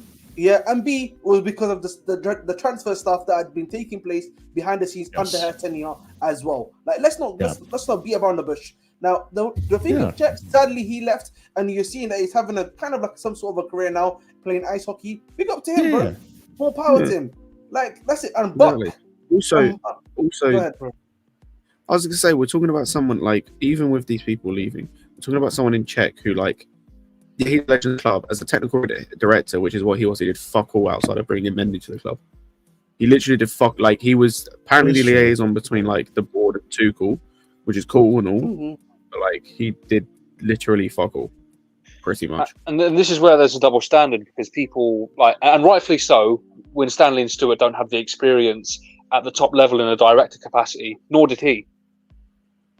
And there are only one group of people responsible. What also happened is that we are now out of Europe for a second year, and there are only one group of people responsible for this. But, you could say that. I mean, that's not true, but it has nothing to do with the whole chat thing. I was going to say, that's also a completely different conversation to the conversation we were having. No, we're just focusing on the Cech situation. We're talking about the situation. People are fucking stupid. Like, please, like, this is not even. We're not even discussing why we're out of here, because we've spoken already about that previously, right? We've said that the ownership has a part to play with that. So, like, I don't know, man. I don't know, bro. I don't know if you're watching, like, the actual show respectfully. I think he's new. Yeah, but we're not talking about that. We're talking about what Cech talk about the past and what happened initially, bro. This is different. I love people turning the owners into cartoon villains. Listen, the owners, like Ahmed just said, the owners have a lot to blame for a lot of shit. Like, again, I keep saying this. I feel like I say this every stream. You guys are probably getting tired of it. I changed my name to this at this point. The path to hell is paved with good intentions. And look, they're trying to put money into things. They're trying to hire the right people and do all the right things, but they're fucking it up. Okay, and we know that. We know that. We understand that. So at the end of the day, like, hey, if you're gonna keep trying, you're eventually gonna get it right, hopefully. And when you do, good for you. Thank you. You tried. You know, you're not like other owners that are just going to leave us to be neglected. We're going to be desperately needing change in certain criteria, and then they're going to put money into other criteria. So at the end of the day, like, it is what it is. Like the owners, the previous board leaving when they did, it's unfortunate that it happened. Whether you want to believe the story that you believe, or you want to believe what I'm showing you right here, which is the multiple articles that have come out in regards to their positions on it, they chose to leave and all this. Like there's articles out there, there's journalists writing about it, and I'm only here to say what I see out there in the news. I'm not here to rewrite history. I'm not here to give you an agenda. I'm not here to force feed you an opinion. At the end of the day, it's if you want to believe what you want to believe, then believe it. But I'm here to just talk about the things that I see here, whatever story that we can construct here based on all the facts and the evidence that we have, and then discuss it really, so that at least the narrative is right. And until there's something that proves us differently from a reliable source, then we will be discussing this narrative. And then if there's another one that's posed in front of us that disproves it, we'll discuss that too. So at the end of the day, like, you could be right, but until I see the actual articles, the actual journals coming out and writing about this, and I see the actual, words coming out of the horse's mouth, then at the end of the day, this is what I got to work with. We're going to use that, and so on and so forth. So be it. But speaking of, Marshall, you know what the issue is, Marshall? And then we'll move on. Yeah, and I'm gonna just say this quickly because, I think, listen, I know we're not doing well. I know there's a lot of stuff that's currently going wrong, right? Yeah. But I know things aren't we can discuss where things are going, where stuff is going. But I feel a lot of the time we just like to insert stereotypical stuff onto different sorts of people, and do and stuff already. And if you know what I'm trying to say, there's too much stereotypical stuff that's being put on there. And there's also this other thing of there's such a mass level of misinformation that goes on that people are getting told stuff which is not correct. Yeah. Now, listen. Listen. Of course, it's up to people to try to. We are grown adults. We should be able to at least read and understand stuff, and at least come to logical conclusions and stuff. But there's I understand there's a clear lack of information. If you go to Twitter, you'll be hearing it's police, you know what I mean? That usual nonsense. And then when you actually read what's actually happening, it's a completely different story entirely sometimes on certain topics, but not every single thing though. But yeah, and going off of what you're saying here at Casually FC, for those of you who are new, we don't tend to go the lazy analysis way. I personally, whenever I devise the show and bring the topics that I bring, I do the research. I sit down and look for other opinions. I try to bring you all the different opinions that I can. And then we sit here, Scott, Oliver, Chris, Ahmed, Surfer sometimes, and all these other guests that come on. We try to put the pieces together and try to figure out, okay, maybe this is what I think is happening. And then Ahmed's come out and says, actually, I read it more like this. So we trade opinions here and we try to see where the story is kind of at and where the truth is, because it's not black and white. There's a lot of gray in this area, and sometimes the truth is somewhere in between multiple articles.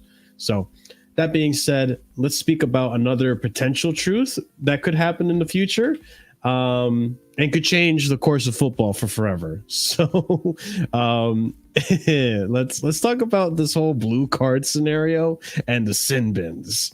So I know it's been turned down now. Apparently it's not actually true. But that's not to say it might not happen. I'm sure there could be a future where it does happen. So blue cards to be introduced for football sin bins, with players removed from the field for 10 minutes for cynical fouls or dissent, according to Ben Rumsey. And then we have here, FIFA wishes to clarify the reports that so-called blue card at elite levels of footballs are incorrect and premature. Any such trials, if implemented, should be limited to testing in a responsible manner at lower levels, a position that FIFA intends to reiterate when this agenda item is discussed at the IFAB AGM on 2nd of March. Listen, this isn't to say it's not going to happen. It's to say that right now it's not happening, and it could happen. But I don't like it. I don't like this idea of the blue cards. I really do. We're talking about this now. Yes, welcome back, Chris. Part of the problem right now with football is that football needs to be we need to be trying to have as much of a seamless game as possible. We don't need to have stuff that's gonna we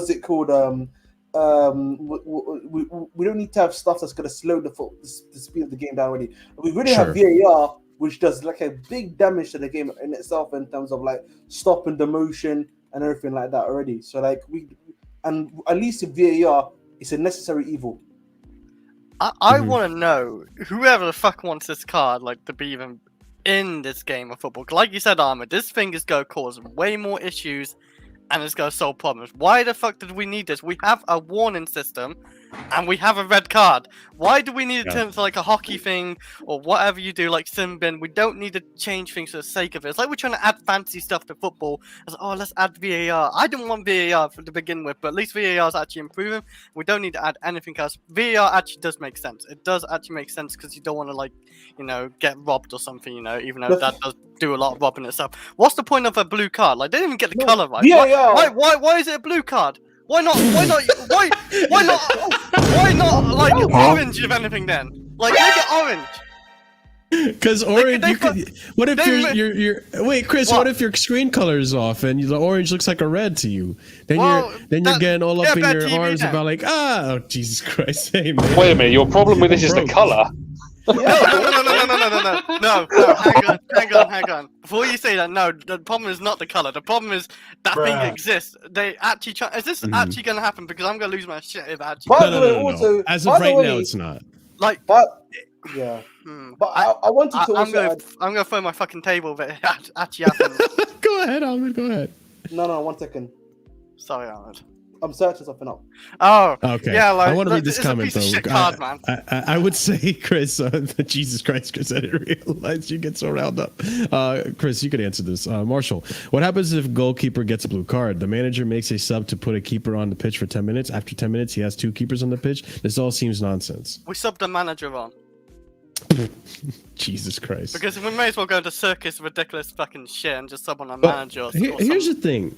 Here's the thing that I thought of that I haven't heard anyone say this. If this were to actually be implemented into the game, besides everyone saying already the biases that would happen, like if Anthony Taylor were to get his hands on a blue card against Chelsea, we already know the amount of shit that would happen. But that being said, I think something that I haven't heard a perspective on is I feel like part of the reason that they might want to implement blue cards is because they're trying to find different ways to make the game more exciting. And what's more exciting than high score lines? When you are down to 10 men with a player out with a blue card for 10 minutes, like we all know, with some of the highest scoring games usually happens when there's an advantage over the other team, meaning a team is down a player or two. Like it could lead to more higher scoring games and all that. I mean, stuff. Not particularly. In some cases that is true. Like for example, when we played Spurs, but that's because like, statistically the majority of the time that seems to be the case, right? Maybe I'd have to look into the numbers of that, but like it's a lot more 50-50 than you think because obviously we had the Spurs game where they went down to 9 men, but then Postecoglou decided to play a ridiculous high line for whatever reason, and what happened. He got punished for it. But in 99% of other cases, you're getting a low block. Mm-hmm. And oftentimes, it's very, very difficult to even break that down. Oftentimes, the team actually struggles to break down 10 men more than it does 11 men. Like, what was it? I believe, wasn't there a red card in a recent Liverpool versus Spurs game? Was it last season or this season? I can't remember. It was the one where Matip scored an own goal at the end. Can I... But Liverpool went into the deepest low block ever. So, and there was no goals until 40 minutes later. So it doesn't always lead to high scoring games. And, this is what it's going to lead to. If we have sin bins, the other players go off for 10 minutes. It's just going to be a low block for 10 minutes for most of the time. Fuck the sin bins. Anyway, if you want to make anything interesting, let the guys fight for 5 minutes and they get sin binned. Like, if you want to make the game interesting. Yeah, well, they're trying to make it hockey. Let's have them fight out for 5 minutes. So let's see a fight for 5 minutes, man. They can start punching each other in the face, and I know it's PG football, but we can up the stakes. It's a disaster if we actually do this. Like, I saw it down. I thought, what's this fucking shit? Like, sim bin. Like, are we 10 years old, or we just go do what hockey does and actually let them fight as well? It's straight up ridiculous. Well, no, because if you fight, there's already a punishment for that. No, but I'm saying Oliver, like in hockey, they're copying hockey, the sin bin shit. Let them fight for 5 minutes. Well, rugby, I think was also the original. Rugby has sin bin as well. Yes. Mm-hmm. Did they get sent off as well? Yes. Oh, what do they have sin bin for then? Because that's their rules. It's not our rules, man. We're not Exactly. That's the point. Yeah, just leave it as it is. You know, the referees already. The referees already have hard enough of a time anyway, as it is, to be honest. You know, and that's not because they're good enough. But anyway, you know, if they're already this incompetent, try giving them more rules to carry out and more procedures to carry out. I'm thinking of ideas, man. What can we add as well? Like, add anything. Literally, this sin bin is for like what was it called? It was for like what was it again? It's like it was like fouls, like yeah, cynical fouls. You get a yellow card for a cynical foul. There's already a punishment for that. So what's that's the other thing too, is like, what defines a cynical foul? You know what I mean? Like, that's the other thing that's not clear in this whole scenario. So it's just a weird idea. And mind you, this potentially could happen in the future. Just because it's being turned down now doesn't mean it's not like potentially gonna be implemented. It's in the air. This is our second time discussing it. We discussed this a few months ago with the idea of the sin bin. Yeah, we were here on the show where we discussed this idea that was being. Yeah, there was being. There's a lot more thrown out there. There's a lot more potential depth to the subject than we're even letting on to right now. For example, does a sin bin count as a booking in a sense? Like, can you get suspended for getting 5 sin bins in half a seat? You know, that sort of yellow thing, card if you get 5 blue cards. You know, does that count? Like, you know, there's so much that we haven't even explored here, and there's just no point. Referee the game better. Yeah, I'm sorry. Football's lost the plot if we actually do this blue card shit. I also don't like the idea of giving the referees more power than they have. Like, with the power that they have right now, we've seen referees completely change the tide of games and influence games in a negative way, and unrightfully so as well. So I don't like the idea of giving these. Yeah, exactly. Like, I like this idea of giving the referee the power to just like, oh, you talked back to me, 10 minutes off the pitch. Like, are you kidding me? Like, that's part of the, like, listen, I understand referees should be getting less abuse, right? Like, whatever you want to merit abuse as, okay? Like, I know some people use that term very flimsily, if I just made up a word, but you know what I mean? It's such a loose definition, but at the same time, like, grow a little bit of a spine. Like, that's part of your job. Like, you're gonna have players that, you know, it's football. It's a very intense sport. Adrenaline is running. Your heart is pumping at 1,000,000 miles an hour. You're like, you know, you're in a very aggressive state. Yes, when you call something incorrectly, the player's gonna come at you. You signed up for this. This is football. This is passion. You know, you're taking the passion away from the sport. I don't like that already as it is. Like, so why implement this that now is going to be like, oh no, you're too passionate, Enzo Fernandez, you're speaking to me in a tone that I don't like, send you off. Like, I think it's a dumb idea that's going to get abused. And if you're going to implement something like this, it has to be done, executed better. There has to be other ideas, but I don't like it. I think it's taken away from the game.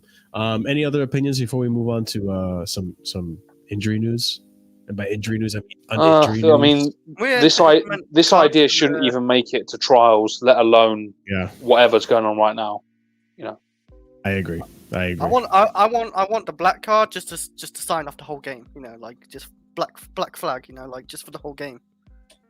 It's cancelled. I mean, like F1. Yeah, I wouldn't mind that in the sense of, like, when there's like racism and stuff being chanted and stuff, and we, you know, raise the black flag and the game is suspended. Too many fouls, man. They just showed a black card. You know, too many fouls. Let's call it a day, guys. That could be something too. Argentina versus Brazil. Don't you dare like entertain I'm saying. I'm taking the piss. So what? Are they going to give the black card to the fans then? No. They're shut up to the fans. They call it a day, man. They had a tough day. Too many fouls today. And we go home. I mean, Chris, though, don't you agree that when a game gets too violent, like, that could be a reason for saying, like, hey, we need to calm down? And everything, yes, we should. Just send them off. But I'm saying, you could do that too. Yeah, just send them off. And there is a minimum amount of players that are allowed to be on the pitch. If you get too many red cards, the game's over, and the team that don't hit that minimum, they win. I just think we need a colour for every meaning of football now. Let's move on now. Okay. Let's move on to I can't believe we're. You know what? I'm curious if Scott has to think about this. Lavia apparently re-injured. Guys, remember this guy's a player for Chelsea? Romeo Lavia had a setback. Romeo Lavia had a setback to his injury recovery. He was initially aiming for February return. He's currently aiming for a mid-March return. His agents wasn't happy with him being rushed back to action as he wasn't ready, which, yeah, I agree. Well, maybe, actually. I don't know if he wasn't ready. I thought he was ready when he played, but, I mean, Scott, your thoughts on this? This must be infuriating. It is. Actually, I don't even know what to think anymore with, like, him and the injuries. We talked about this on Lewis's stream the other day where, like, I just want more transparency from this club. That's one of the things that's pissed me off about this club this season when it comes to injuries and transparency. I still don't know the fuck Chalobah got injured for. He was out for months when he was meant to be out for. I don't know what the fuck he was injured for. Well, the initial injury was Shile has an injury. I don't know what. Cool. Shile has an injury. Was groin. He got an injury. Is it? I haven't heard anything. I haven't seen, read anything, nothing. Well, he went off holding his groin, and the last thing they said was that he was going to get a scan. Cool. Oh, okay. Haven't heard anything. He can injure anything. Because this, by the way, this injury, Joey was saying that he'd seen something from like a really, really weird source, but the only thing he'd seen is this might be a knee injury. This dude got a bruised thigh, and now we're hearing about a month later, 2 months later, that it might actually be instead he's injured his knee now. Also, can I just put, he's had a setback to his injury recovery. His injury was a bruised thigh, apparently. How can you have a setback to a bruised thigh? Get another injury. Not that I'm complaining about this, by the way. Wasn't Sanchez only meant to be out for a few weeks? Yeah, true. That was another one too. I thought Sanchez was going to be back shortly. All we hear all the time is just that stupid list they post. Is, this person is undertaking his medical rehabilitation or recovery. Rehabilitation. Yep. That doesn't tell us anything, and it's pissing me off because, like, there is a chance. I know it says they're mid-March. There's a chance that Lavia doesn't play again this season. I think, yeah. I'm in that camp that I don't think we're going to see Lavia this season. And the other thing about that injury list as well is, like, they call it an injury update, don't they? Mm-hmm. Right? They call it an update. Well, I'm sorry, but saying for about 25 weeks that Wesley Fofana is undergoing his rehabilitation, there's no update there. That's just the same thing. The way you do an update is you say, when he gets the injury, this is what he's got. Until further notice, this is what it is. And then when there's a development, you update the development. They did that in the summer with like Badi, Shile, Fofana, Chalobah. Like, they were really on it in terms of telling us what the injury was and how long the expected time he was going to be out for. Even with Fofana, I think the way they've handled his injury has been good in terms of the updates. Like, they updated us about when he was due to be back, so we know when to expect him back. They updated us when there might be an improvement in that, in terms of he might be back sooner. But it also allows us to be like, okay, like for me, for example, when Marshall was glazing saying, he's going to be back by January. He was never going to be back by January. Yo, come on. He was never going to be back. Because, like, with those type of injuries, you rarely come back earlier than expected, unless you're superhuman. So it's like, we always knew he was probably going to come back around about March, April time.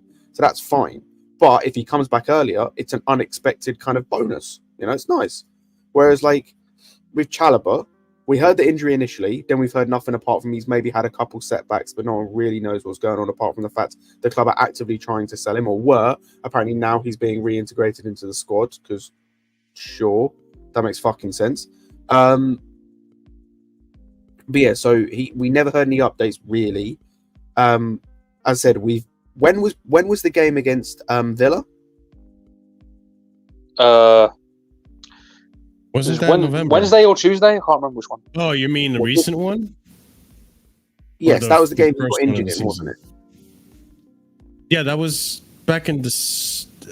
No, the most recent one. No, the cup game. Oh, the most recent one. Oh, yeah, that was last week. Tuesday or Wednesday, I can't remember which one. Yeah. Cool. So we're saying Wednesday. So we're talking either 4 or 5 days, and we've heard nothing. When David Alaba got injured for Real Madrid, they knew within hours what his injury was. Hours. Maybe this one's a special one, you know? Maybe, Chris. Maybe. Well, Cutting them a bit too much slack there, man. Oliver just told me that apparently he went off holding his groin. So maybe, I don't know, X-ray his fucking groin then. Or whatever you need to do. What? Whatever you need to do to find out if his groin is the issue, do that. Mhm. And if it's not the issue, figure out the issue. As I said, Real Madrid took hours to figure out what Alaba's injury was. That he had done his ACL, and also in hours they managed to tell fans and tweet about it the fact that he had an ACL and he was out for the season. Mhm. Straight away, within hours. Yeah, I mean, also, if you want to see our commentary on AFCON, you got to scroll back earlier into the show. And Prime was also there. He'll have his Prime's segment. tears, yeah. But yeah, you can go back into the show. We're not going to touch on the topic again. But yeah, with this whole situation, I would like to ask you guys as well. Do you guys think that I mean, I think you guys stand in the camp that it's both, but would you guys say that a lot of this has to do with whatever's going on with that medical staff, or do you think Poch's training is just too intense? It's based on everything that I've heard. Based on everything I've heard about Poch, both from previous seasons and this season, because there's been news about this season as well, is Poch. He has been quoted while he was at Tottenham saying that when injured players come back to training after an injury, he makes them do double sessions. And I don't believe he will have changed from then to now because he's a terrorist. Also at Tottenham, there was I don't know if it was a record number, but there was a distinctly high quantity of players getting injured, 60-something players. There were players that have since Poch was there at Tottenham have complained about their body in terms of like their physical state after he was there. Also, there was a report from I think a few weeks ago that came out where about a couple of weeks ago, a week or two ago, where it was reported that Poch makes during a week. So let's say we play once a week, right? We'll train many times during a week, however many they train.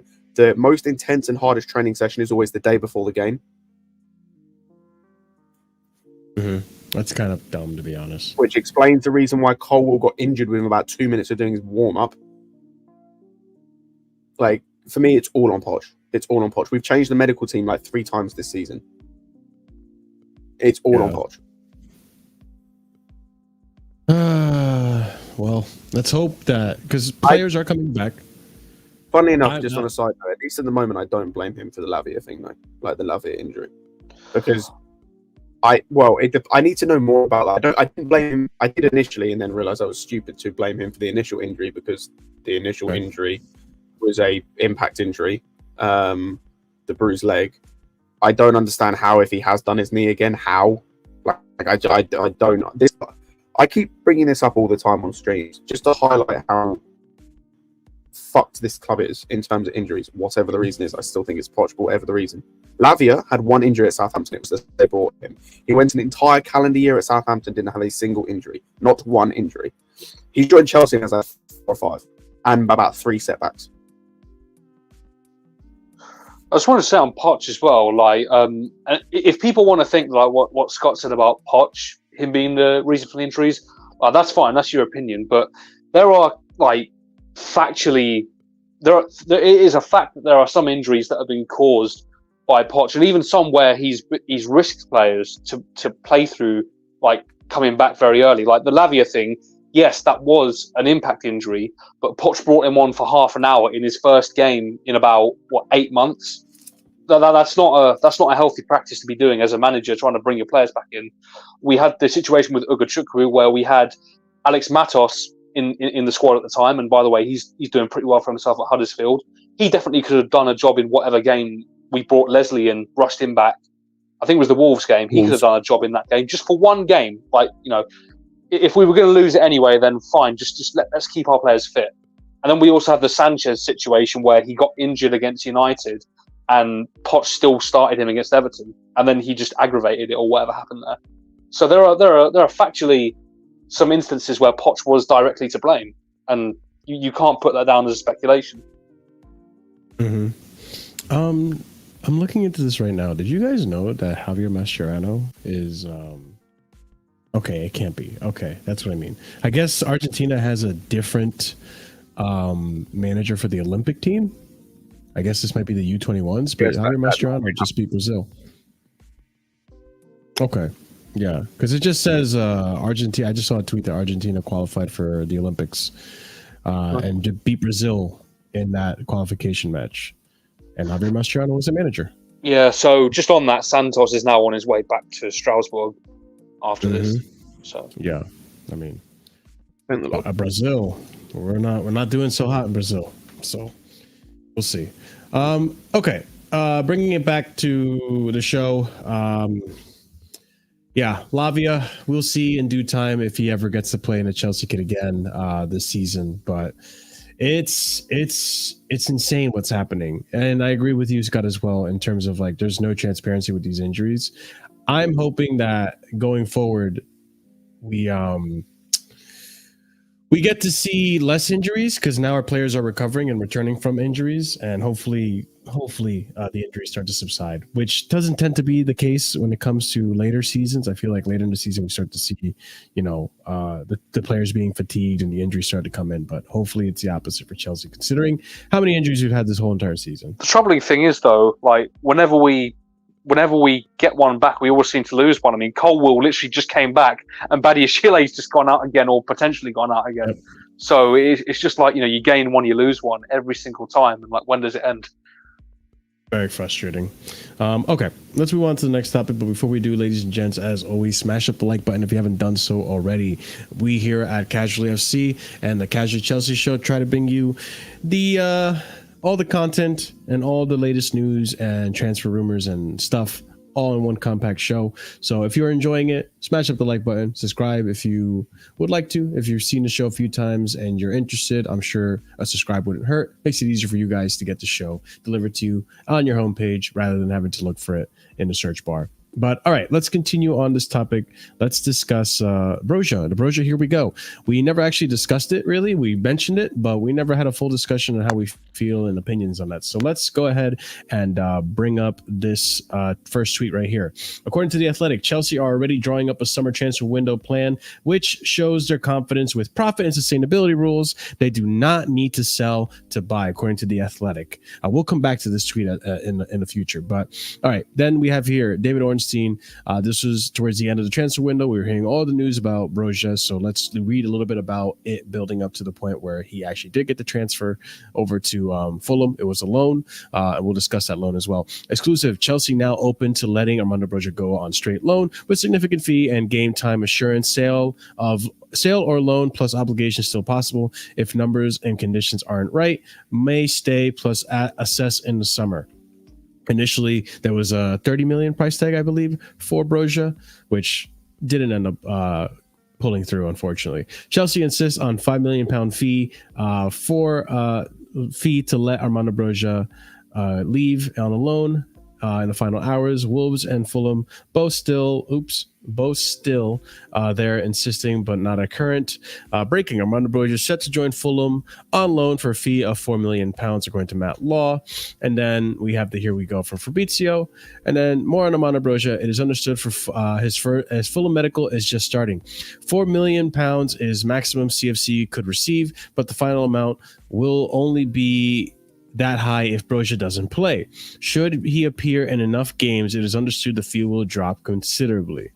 So that leads us to this next tweet. Fulham have a dilemma over pay as you play deal for Chelsea loanee Armando BROJA, but will be thrilled with Rodrigo Muniz hitting some scoring form. They will not have to pay the full £4 million fee if BROJA starts 60% of their games, a threshold which can only be met if he lines up in 9 of the remaining 14 Premier League fixtures, according to the Daily Mail. That seems a little unfair for Fulham, but at the same time, I feel that if BROJA, this is the hard part with BROJA. Like I said earlier, in a previous episode of Casually FC, if we had the time to be patient with BROJA, I would be very curious to see what form he hits next season when he's had a form to really come back from his ACL. And so I'm hoping. I understand maybe not playing him at Fulham. I still don't think he's going to do well at Fulham with this whole knee situation. But I could be wrong, and I could be proven wrong. But it does. I kind of wish we were able to pull that card a little more often to deals. I don't think most clubs would be willing to agree a pay-as-you-play deal. But hey, it almost guarantees that BROJA will be used to a certain extent, especially if that club wants to pay a lower fee. But I mean, I don't think he's played much yet at Fulham. He's had a few substitution minutes. But other than that, I don't know much of what's going on with BROJA at Fulham. But what are you guys' thoughts? Chris, I know what you're thinking already, so don't even bother. Oliver. Jesus Christ. Okay. Get that bum out of here. What's going on? Oh. Jesus, that was so loud. No, you can't, man. Oh my loud? God, Chris. That was, yes. Shit, my bad. yeah, that was loud, man. Celebration, man. Let's get this bum out of here, You man. really Here we were go. celebrating this guy. I know you wouldn't have a soundtrack for that. All right, Chris, speak on it then. Fuck you. No, fuck this bum, man. You can get out of here. He's shit. Like, he only scores like 6 league goals now. Like, we don't need this guy. We have Jackson. We have Nkuku. I'd even have Washington over this guy. Like, I hope he does well at Fulham, though. Then he would. Well, like, this is a loan, right? Loan. Yeah. Obligation. Straight loan. Right? Yep. No, straight loan. Okay, but they still might buy him if he does well. So I'm hoping he scores like 4 goals, and they might be happy with that, and he can go over to Fulham and play for Fulham. Like I do not want this guy at this club to begin with. Like he only didn't do that well at Southampton. So yeah, like good riddance, man. Hopefully he stays there. Jesus Christ, you and your agenda. Agenda? Look at your agenda. You think he's a baller? He was before he got his. Well, he had potential to be one before he got his injury. The guy was balling at 6 goals. Yes, potentially. Listen, I have to go back and look, but there are actual recordings, a discussion between me and Kai saying like, hey, I think this kid has a lot of potential. He's exciting to watch. I never thought he was a flat out baller or a world beater or anything. Wait. Kai said he was a potential baller? I said this to him. Okay. No, because I had the hype. I believed the hype. Yeah, I know your feelings of him. There was always potential for this guy to do well, but then that ACL absolutely destroyed it. Destroyed any momentum he had. He looked good under Tuchel and Potter when he played the short amount of time he played. He had that one decent looking game where he scored as well, and then he got injured. I don't wish he again. Even the games he didn't score, he looked promising. He was beating defenders on pace and all that shit. Like he was. That's the one thing I've noticed since injury. He has lost a bit of pace by the looks of it, but that's about it really. Like he doesn't really. He doesn't play anything like he was playing before. Right. That's the recent game he's playing, like where he's doing a hold up and all that. Mm-hmm. He's trying to do hold up and he's failing at that as well. Like he just got worse as a player, like even way worse. He's like another Cho basically. Cho we had potential for. And, oh Jesus! Yeah. And now people are fucking glazing Cho right now. Yeah, ridiculous. Like people glazed over that guy without even really like seeing him. Really. One toxic place, man. Let me tell you. Goodbye, bro. Navy. Good luck over Fulham. Broham. Goodbye. Oh, but I mean, Scott, Oliver, what are you guys' thoughts on this whole Fulham loan?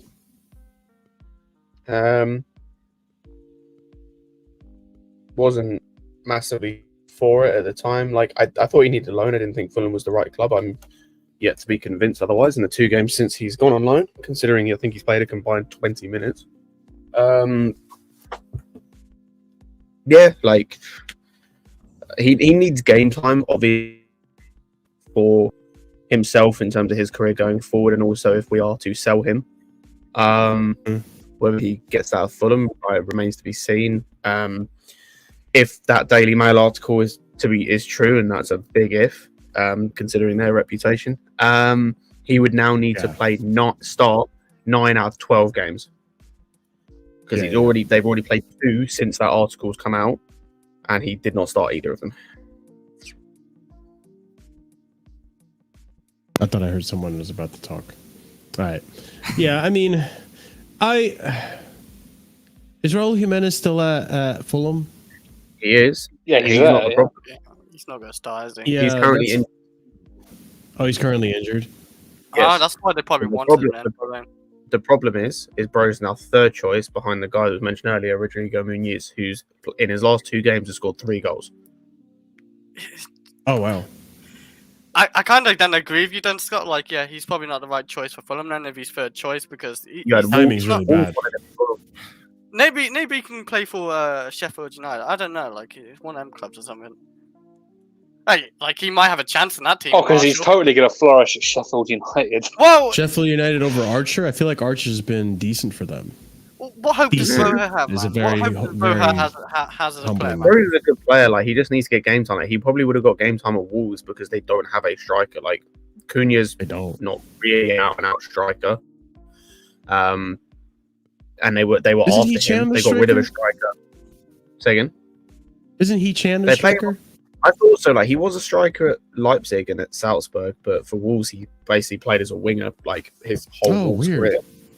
It's interesting. But yeah, they got rid of. Well, they sent one of their strikers on loan. Kline, they sent him back to the Bundesliga, and they were after BROJA, and I thought that would have been a better loan for him. But I said I just wanted to get game time for both his career and also for us selling us. Like if he doesn't play this or comes off the bench mostly for Fulham, doesn't really impact the game.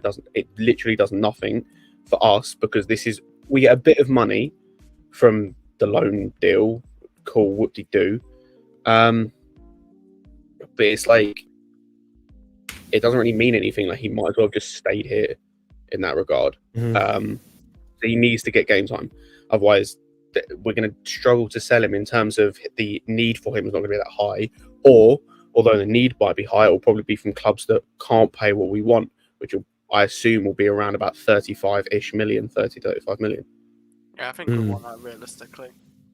Yeah, that would be a nice fee to get out of BROJA. So I hope he does well at Fulham so that he does, merit the money. Even though, I still think, I don't think it was outlandish to ask for 30 mil for BROJA. I understand he hasn't had a great... We started at 50. We started. 50. Jesus Christ. We asked for 50. I was being... When I said 30 to 35, that's what I think we should be asking for, and we asked for 50. Sure.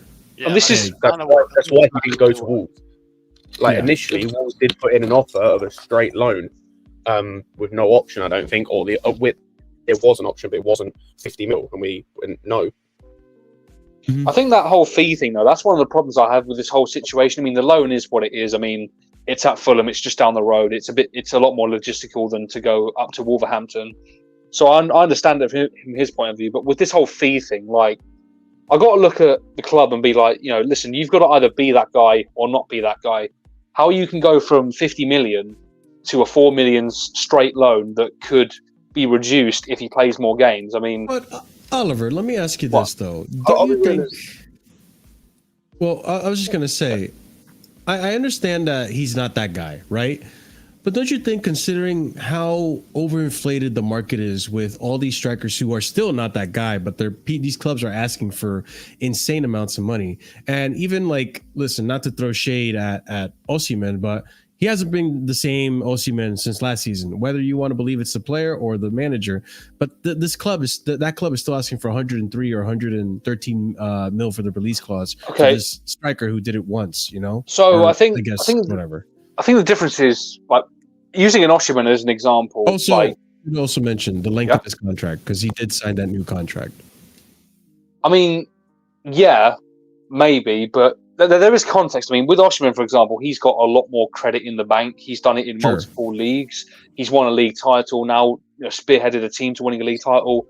That has to count for something. And whilst he didn't win AFCON, he just got to a final, and that's granted his performance wasn't well, but as kind of like a surface level thing, it makes sense. Stats are still there. But the reason why BROJA you can't really command much for, because even if you want to use an example like Rasmus Højlund, 70 million, not many people thought it was worth it, including me.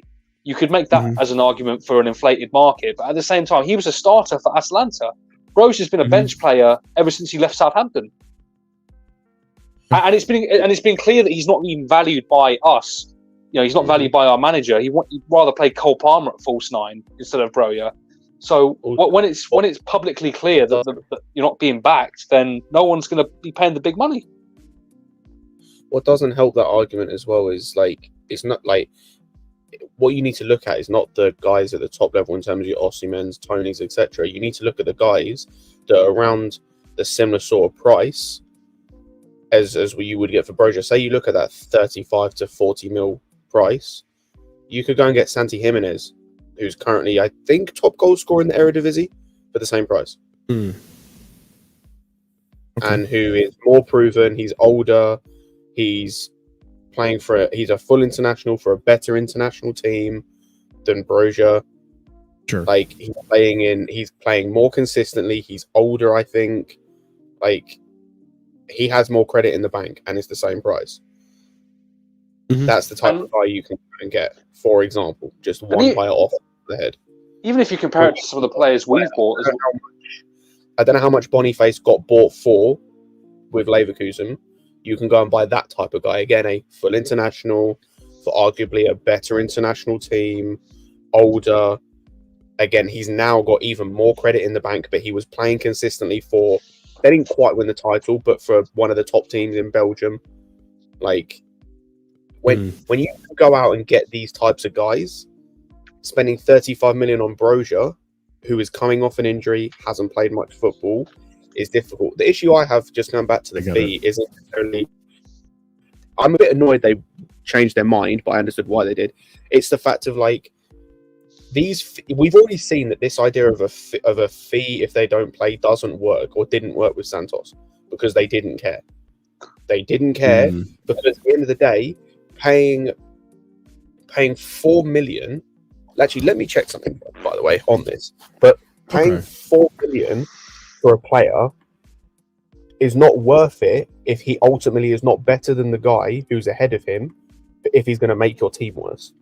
While you're looking that up, I mean, at the end of the day, though, like, if I'm being reasonable, right?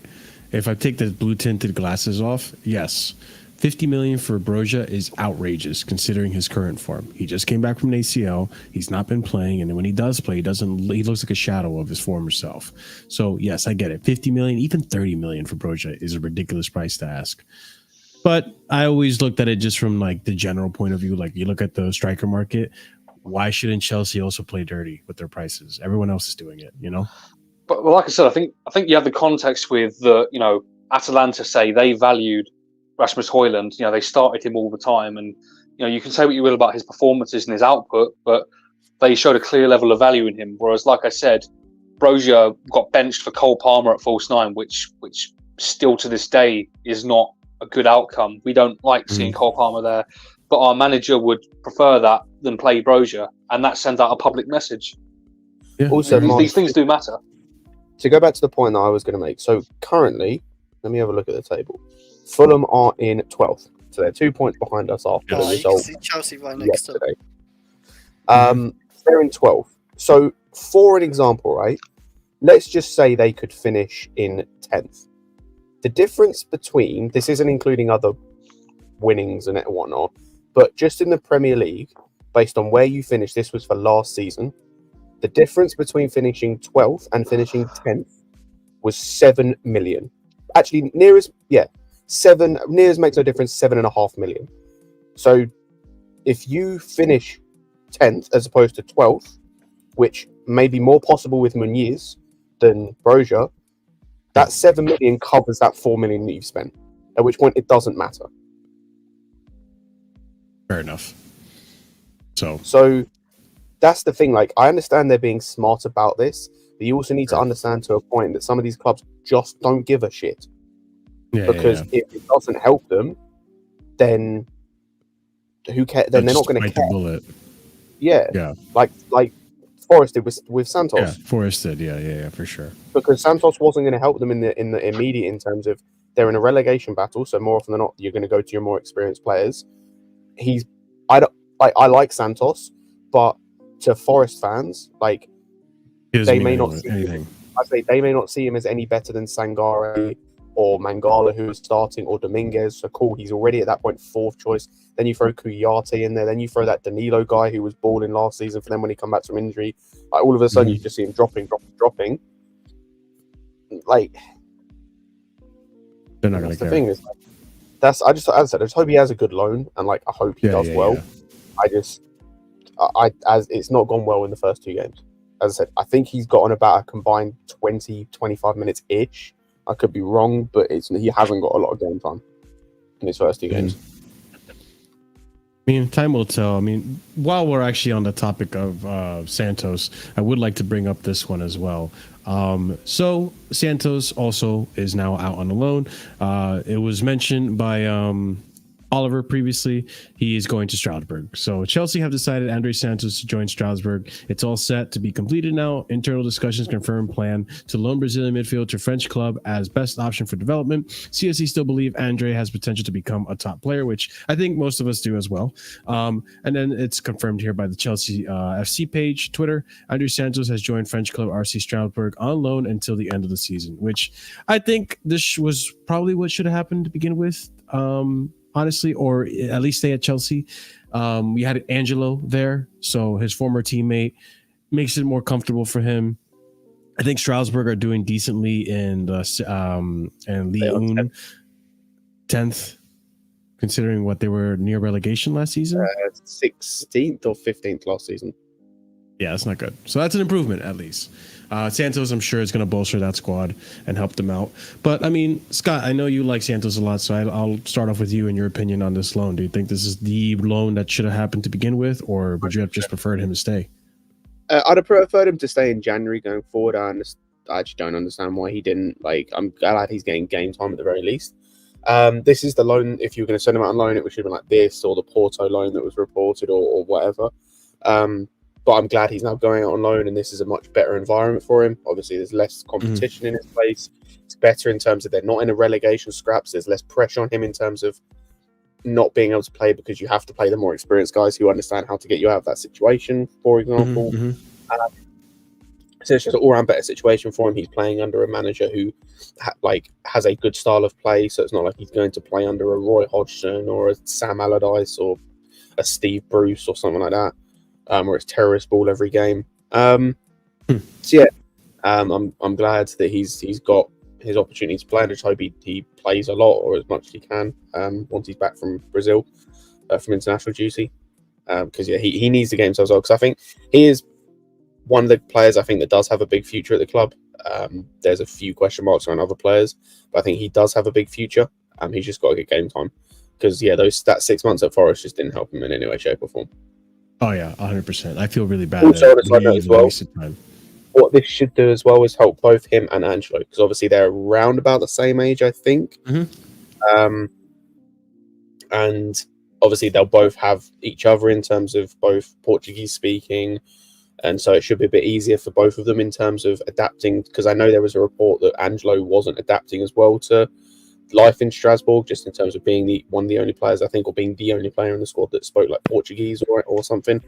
Just being the only Brazilian there, having no one else really kind of to bond with. So now he should have Santos and vice versa. So it should just be easier for both of them. Chris, did you want to add anything to that in terms of? Pretty much got said a lot of it. Yeah, I think he does have maybe a foot in this squad in the future, but it's quite hard because he's obviously 8, 6, right? That's how I gathered, if I'm right. And you got Caicedo, you got Enzo as the main two really for the future. You got Lavia if he stays fit. If he doesn't stay fit, then he takes Lavia's spot probably as the maybe third choice as a 6, maybe if he's good enough. He's got great talent about him. Saw him in pre-season, he looked alright. Well, pretty good actually. That loan, like Scott said, was just pointless. Why did that happen? Don't know. I don't know if they saw something and they didn't want, he didn't fit for their club, what they was going because their club's a relegation battling team. Maybe he didn't feel it. I don't know. He was never going to work there. Yeah, ever. So this French team, I don't know. Hopefully he does get games and everything. Because what's the point buying all these youngsters if we can't these clubs who want to loan him and don't use him? Then it's just a waste of time. He could have just stayed at his previous club realistically and played there. So yeah, we've previously discussed our. What's the word I'm looking for? We've previously discussed our differences. That's not the word I'm looking for, but that's the only thing that's coming to mind right now with the board and scouting in terms of where we're sending our loans out. And concern. Thank you. So that was definitely something we didn't like about what was happening with the board. And I'm hoping this loan is the beginning of now better planning going forward with our other loanees. We've been very critical of these loans, and this January transfer window just completely exposed just how bad a lot of these loans were. So now that we've recalled a few of them, which again, that's a bad look on us. Time will tell how Fofana does at Burnley. He's already looking better there. Time will tell how Santos does at, Strasbourg. And he's just come back from the Olympics for the tryouts or the international football he was playing. And time will tell with BROJA as well. So hopefully we start getting it right going forward, because considering how many youth players we are bringing in, we do have to have these players improve. So if and then they don't make the Chelsea squad, we can make a profit off of them. And they could be sold for more than what we initially bought them for. Oliver, you wanted to say something? I was just going to say, this might be a bit too early to say this, but on the current limited evidence that we have, they seem to have gotten a few things, or one particular thing right this month. And you mentioned Fofana. I mean, he's looking very, very good for Burnley, and both from what I've seen, but also from some of the people I've heard that watch him. Like, for example, there's a Twitter account called Chelsea Loan Army, and they watch all the loanees basically and give reports on them. And they were basically saying how at Union Berlin, they'd literally be putting him at striker and hoofing the ball up to him. And he's not the tallest guy, so he was struggling in that environment. And it's granted, both are relegation scraps, but the style of play wasn't suited to him. At Burnley, apparently, it's a lot more ball to feet, and he's allowed to showcase his dribbling. And that definitely reflects on what I've seen from him there. So if we can do more of those where the style of play for both the player and the club is aligning, then we're going to get more successful here.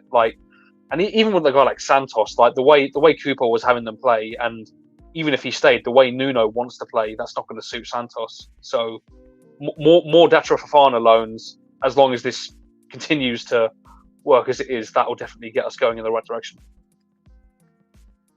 All right, well, let's go ahead I'm still annoyed with him too, on a side note. I understand he's doing well, but we could have used him. Yeah, considering No. Well, I thought you were referring to what's his face? Santos as well, but Santos. Fofana as well, we could have kept him. If we're going to continue this Jackson at left wing experiment, which I'm happy to, I want to see a bigger sample size for him in that position to see if that can be his position long term. We don't have a second striker anymore. He literally, I don't include Washington because he's played all of 10 minutes. We have literally one striker in the whole squad. The funny thing about this Fofana loan is I can say all I want about the fact that I'm impressed with him and he's doing well at Burnley. But if I actually think about it, everything I'm seeing at Burnley isn't any different from what I saw in that one half against Southampton, where he got hooked for Mount to play at striker by Graham Potter. I'm not seeing any difference. This guy has good footwork. He has a decent amount of strength to him. Maybe not the best aerially, but in terms of his attributes and his quality, I'm not seeing much of a difference. We just didn't give him a chance. Nope. Yeah, and I wish he got more of a chance when Potter was here. But hey, hindsight's 2020. Even then, actually, I can't even say hindsight's 2020. I thought he looked promising as a striker, even when he played the few minutes he has. I wanted to see him more often. He was even played at left wing at times, which I thought was okay. He did a job, which is more than a lot of the players last season could say. I mean, his physical build, he's 6 foot or 5'11". He's got good feet. It is kind of a winger, but he can play striker as well. So there might be an element of versatility there, Yeah, which we like to see, but time will tell. Let's hope that he ends strong with Burnley, and he can turn it around and have an argument to make a strong statement to stay at Chelsea. So, by the way, did you guys see his Burnley announcement? I think the ET no, video. I didn't get to ET. see it. Oh my god, that was. Oh yes, that announcement was crazy. Oh my god, that was so silly. That made me laugh. Some of these announcements are crazy. They did what they do? Burnley. It was Burnley in general have these crazy announcements. They did the Oh yeah, Canada. they've got some great announcements. Yeah, they've got some great announcements, but that one was just kind of weird. So dumb. It just made me laugh. Yeah, I mean, yeah. But all right, let's go on to the next topic. But before we do, guys, if you're still watching, big up to you guys. Be sure to smash that like button. It helps out tremendously. Check out our memberships. We have emojis that you guys can use that are member exclusive emojis that make this community more unique, make the experience at Casually FC its own thing. And yeah, be sure to use those emojis if you are already, and check out the other membership tiers because there's different types of perks that you get out of them that you could probably enjoy yourself. So big up to everyone who's still watching. Let's go on to the last of three topics. So these are some decently good big talking points that have happened in recent time. So Enzo leaving. A lot of noise happened after the loss to Wolves, including this one that Enzo Fernandez was rumored to leave. But let's build it up here. So according to The Athletic, some of Chelsea's new arrivals have privately expressed regret at the long-term contracts they have signed and do not see the grand project that was sold to them in the first place. Then we have here from Fabrizio Romano, there have been reports that players being unsettled and regrets over signing long-term contracts at Chelsea. I am not aware of this. I think this week is easy to say only negative things about Chelsea from the players, managers, owners. How can players be happy when things go so bad? This is normal life at top football clubs, which Fabrizio Romano is spot on. He's right. You know, and I've been saying this for the last week. Take a lot of the things that you're seeing about the negative things of Chelsea, all this noise and rumblings about all the training pitch and lack of tactics and all this and that. Take a lot of it with a pinch of salt, because where were these stories prior to that Wolves defeat? If these things are true, then you would see them really at any time. But a lot of these journals tend to reserve these negative outlets or whatever when things are bad, to exploit clicks and get attention, which again, that's their job. They have to garner attention in some shape or form. But I just find it too convenient sometimes that so many of these stories came out at the same time. And it's like, okay, something's fishy. So hey, this is just being aware of what you're seeing. So that's why I said last week, take a lot of these things with a pinch of salt, because a lot of it could just be a facade to garner attention. But let's continue on to this next facade, which I love how Twitter corrected this now, which is actually kind of insane. Breaking. Hold that, Barcelona. I know, that's insane. Barcelona are in such deep shit that they need to make up these stories, right? And we know it's bullshit. Listen, DJ was in here earlier getting upset about the headline I put, the title. At the end of the day, you have to understand this is YouTube. I got to get people to click on this in some shape or form. I try not to be clickbaity. I try to be, to a certain extent, factual when it comes to my titles. But at the end of the day, something needs to grab people's attention to make them come to the video. It's part of the YouTube game, so pardon me. I try not to be too unethical with it, so it is what it is. Breaking, Enzo Fernandez wants to leave Chelsea and has offered himself to FC Barcelona. A lot of people ran with the story. A lot of people on Twitter ran with this fucking story. And again, it came out after the Wolves defeat. And then we have the result that happened against Aston Villa. A lot of people thought that Pochettino had lost the dressing room, but after a performance like that, it's hard to believe that he has. But let's continue. So we have Vince reporting here. Breaking, Enzo's agent, Uriel Perez, has confirmed that Enzo Fernandez will not leave Chelsea. The player has no intention of leaving. The leaders were very clear with this project. It is a plan that was going to be difficult at the beginning because new and young players were going to arrive. But when the pieces of the team fit together well, Chelsea was going to move forward. Then Perez, Enzo Fernandez's agent, Enzo's desire to stay at Chelsea and win trophies. Enzo's desire is to stay at Chelsea and win trophies. We didn't discuss with any other club. It's not true. For sure, he loves to see Chelsea in a different position, but this is something that will happen with hard work, told Diario AS. I think that's how you say that. Then we have Fabrizio once again saying here, Enzo Fernandez has never considered leaving Chelsea this summer. He wants to help the club with hard work and continue to work in difficult moment. It's the beginning of a long-term project, which I agree. Time will tell what happens with this project. It is a young team.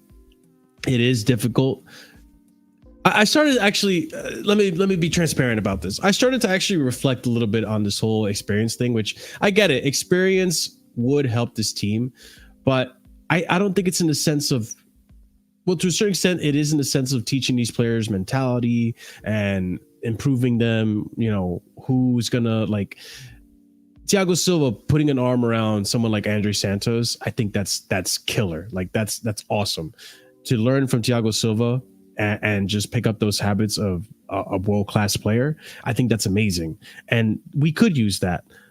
But I think when it comes to on the pitch, I think this team, as they get older, will improve because just as a result of just growing into your bodies.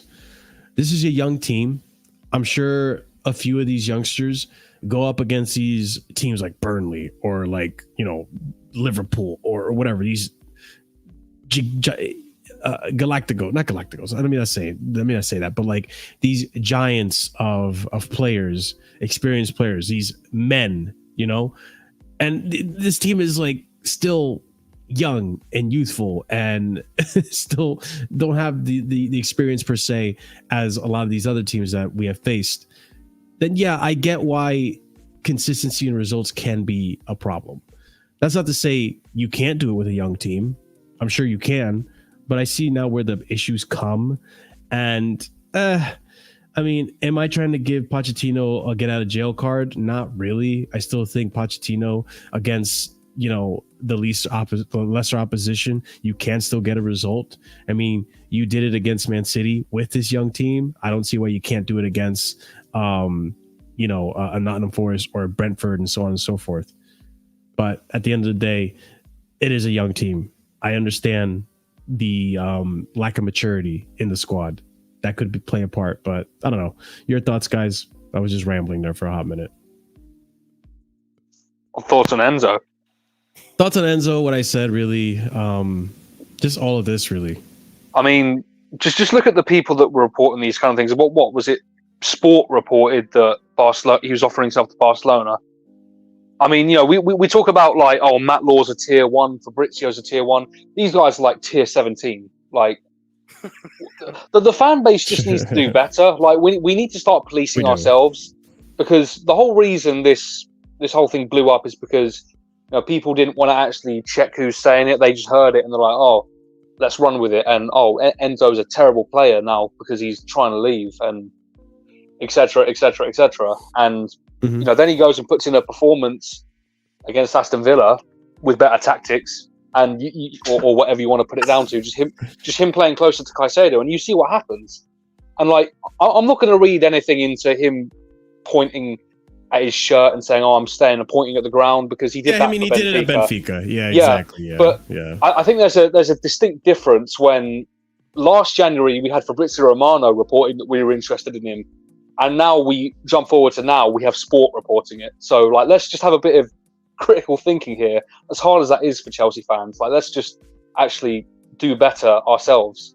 You know? I mean, in a realistic world, though, Ekstall, I understand, you know, this and how Matt Law words it, but I'm sure there are some players that do actually regret signing the long-term deal. I'm sure there are. Oh, like, yeah, Trevor Chalobah. Yeah, that's one of them. As an example. He's an example. And I'm sure there are players that like aren't getting the play time that they want that are regretting it as well. And like, again, it's a young team. They are kids still. Like, I don't care what you say. Like, a lot of these guys are still kids, you know. They in the United States, some of these kids aren't even of the drinking age yet. You know, they're still kids. So to me, it's like, yes, there's going to be a lack of patience there, a lack of foresight, to be honest, to see like, oh, this is the long term. Like, you know, they might want immediate results and stuff. And I get it. All of us want immediate results. This team should be playing better. But, you know, there are going to be kids in this team. that do regret the signing of the contract because they're not thinking the long term. They're not. Some of them maybe not even taking accountability that maybe the reason they're not playing is because their performances haven't been up to scruff, or that they haven't been training hard enough. As we've seen reports, apparently some of these guys go home right after training is done instead of doing the extra optional training stuff. So I don't know. Chris, did you want to add something? Like Oliver said, what kind of delusional planet are you living on if you actually thought Enzo was going to go to Barcelona even? Barcelona, the club who's broken, who's selling their own grass to try and make it, like, buy? Like, come on, like Barcelona paying out a seven-year left deal, like, for Chelsea. They'd have to pay, like, over 150 million at least. And a higher wage and everything. Like you ain't. There's no one realistically gonna get Enzo. Enzo's just began at Chelsea. Not a contract that he has either. Yeah. Wait 5 years. There might be talks then, but now you are some delusional planet to think Enzo's going. I don't care what. No. It's nice to see him point his hand at the badge or the number and the ground. But that don't mean shit to me, and neither did that whole journalists. People just like to entertain it. I don't know why. Chelsea could lose Enzo. Chelsea in shambles. Agendas. People wanted to patch out. People want to leave Chelsea already. What's going on? Come on, you're living in fantasy land. Just thinking that. Yeah. I mean, well, he ain't going. We know that. Yeah, and I don't want him to go either because I think he has been class. I think he's been a phenomenal player for us. One of the better players this season. It's just people don't see it because they want to look at that transfer price, man. I don't care about the price. I never do. If you perform good, you're good, and the price is price. Yeah, you're maybe not worth the price, but if you're a good player for your the club you support, that's all what matters to me. He's played he's had four man matches for Chelsea. He's won a few man matches. The only times he really plays bad is when he plays a 10, and that's not his fault. People see the price tag and they want Enzo Fernandez to be immediately the next Ballack or the next fucking. He scored a few goals this season, 6 goals. I don't really care because at the end of the day, I want him to play as an 8, as a midfielder, and we've all had the discussion, and Scott agrees. I want him to do his job as a midfielder. I don't need him to be scoring me goals all the time. I need my attack to improve so that we can score goals. We can have a discussion about Raheem Sterling and how he has not lived up to scuff this season. We can have that discussion. But Enzo Fernandez, really, I don't know why the fan base, or parts of the fan base, I should say, Twitter, which is, someone said it before, and I 100% agree with this. I think when it comes to the fan base, Twitter is the loud minority. I think most Chelsea fans, or at least I'd like to believe most Chelsea fans, do believe in Enzo Fernandez, do see that Enzo Fernandez is a really good player for us, and he's been good this season. I'm not gonna say he's been phenomenal, but he's been good this season for us. But the results just don't reflect that. I mean, Scott, I don't know if you want to add on to that or add on to anything I said about the young team in general, but no, I agree. I think I agree. I think that a lot of these players are unfairly scapegoated by certain sections of the fan base. It sucks, but that's just what happens when you have sport. A certain type of fan in your fan base. It's unfortunate. That's kind of what happens. In terms of the experience thing, I've said the entire season the experience doesn't matter for where we're at. You don't need experience to get into top 6. You just don't. I'm sorry, we've seen Villa do it. We've seen Brighton do it. We've seen a bunch of teams do it. I agree, but do you kind of see where I'm getting at? It's to me, the way I see it, the way I saw it the other day, it's we're kind of asking these kids to play a man's sport, because these other teams, they have once you go into your body, once you get to your 25, 26 as a man, you're you really build into your body. You really start to build those muscles. You really start to get that frame, and you look like a man, like an adult. And I feel like a lot of these guys, they can barely grow a beard. So to a certain extent, I kind of get where, we are lacking experience comes from now. No, I still don't, because okay, fair enough. The thing is, you don't need, as I said, you don't need experience to get to where we're trying to get to. If we were trying to win something, like for example, this cup final, I could understand if you were to tell me we need experience to potentially win that cup final, because that is true. You do in those situations when it's cup finals, winning league titles, etc. You do need experience in that sort of thing. That's the issue that Arsenal had. You could argue last season, where like they didn't really have enough experience down the stretch to the point where like they could maintain their run. The only other reason that I think there is another reason we might need experience in this team, but it's just to mask the terrible tactics of the manager. And what I mean by that is if you look at a lot of our team, there are a lot of, I've realized recently that I think a lot of our players in the team, especially the attackers, and some of the midfielders to be fair, are asked to perform a free role, which works if you've got a player that's got enough IQ and tactical experience to understand how to play that free role. Seen the way the game plays out enough, for example, you can ask, I'm trying to think of players in world football. I can't think of anyone off the top of my head, but like, this is going to be like, you can ask a Messi, for example. I know he's the best player in the world, but you can ask him to play a free role because he has the IQ and understands how to play that. It doesn't matter whether he's playing for Barcelona or Inter Miami. He can have a free role because he understands where he needs to be at all times, where other players are. He understands everything. He has a picture of everything on the pitches at once. Players at Enzo's age, if I'm just using him as an example, I look at him being given a free role most of this season, and that's what I think it is. I think the times when he's been as an attacking 8, he's had a free role, because he said in an interview before that his preferred position or his preferred way of playing is as an attacking 8, is getting forward. So I think Poch just gives him a free role, and then in that situation, you're asking these young guys who haven't got the best or the most complete football IQ to kind of just almost wing it to an extent and call it. So they're going to default to what they either feel comfortable with or what they prefer doing. And Enzo, what he prefers doing is getting forward. So his default in that situation is to get further forward, to get more involved in the attack, which then isolates Caicedo. It's the same Callum. You're asking him to play on the fly and use his brain to make decisions. We've already seen in terms of football, he's one of the stupidest players I've ever seen play football.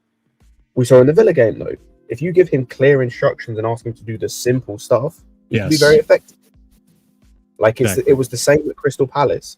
When you ask him to do simple stuff and work in a system and give him clear instructions, he can be effective.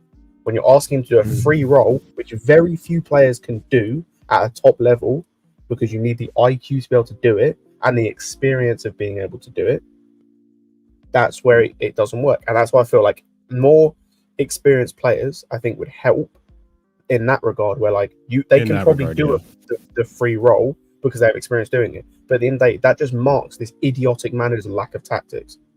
Yeah, I agree. That masks him being inept. Although, I try to put myself in the perspective of, a young signing in this team right now. I remember when I used to play ball, going into some of these games when I was a younger, guy, and then seeing grown ass men, it could be intimidating. I get it. But going back to what your point was, I get it that even if you do have a young team, there are certain players, like you said, Enzo, who could play that free role. The other players, they're not there yet. They haven't played enough games. Mudryk, a prime example. They haven't played enough games to be able to do that. The talent is there, but another manager sets forward a tactic and instructions so that they don't have to really individually think what to do. They can learn off of that system, the instruction, the tactic, and perform that way until they've garnered enough experience to be able to play that free role. So yes, I agree with Scott said 100%. I've been saying it as well. I don't think Enzo can play a free role.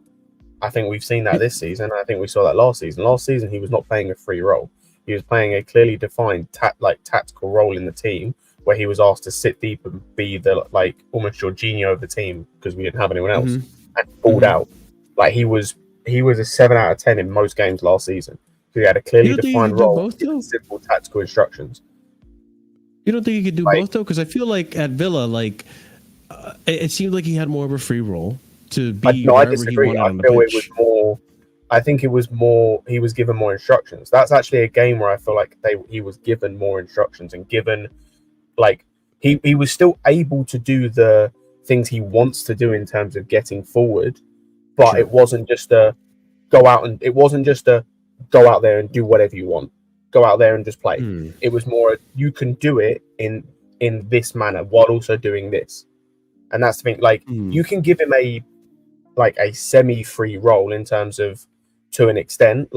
You don't have to how am I trying to word? You don't have to kind of maybe a semi-free role in the sense of Enzo, you can bomb forward and attack if you want, but you need to come back and defend Caicedo when you don't have the ball, kind of. You can give him a free role in attack, so don't be okay, don't give him patterns of play to follow. Just let him do his thing in attack when he gets there. But it's then the instructions you need to give him is when to stay back and when to interact with Caicedo, if that makes sense. Sure. Oh, okay. I mean, I just feel like with this team, and I see it with Gallagher, and I see it with Enzo, I see it with did well, especially Mudryk at times and others. This guy doesn't give these guys instructions.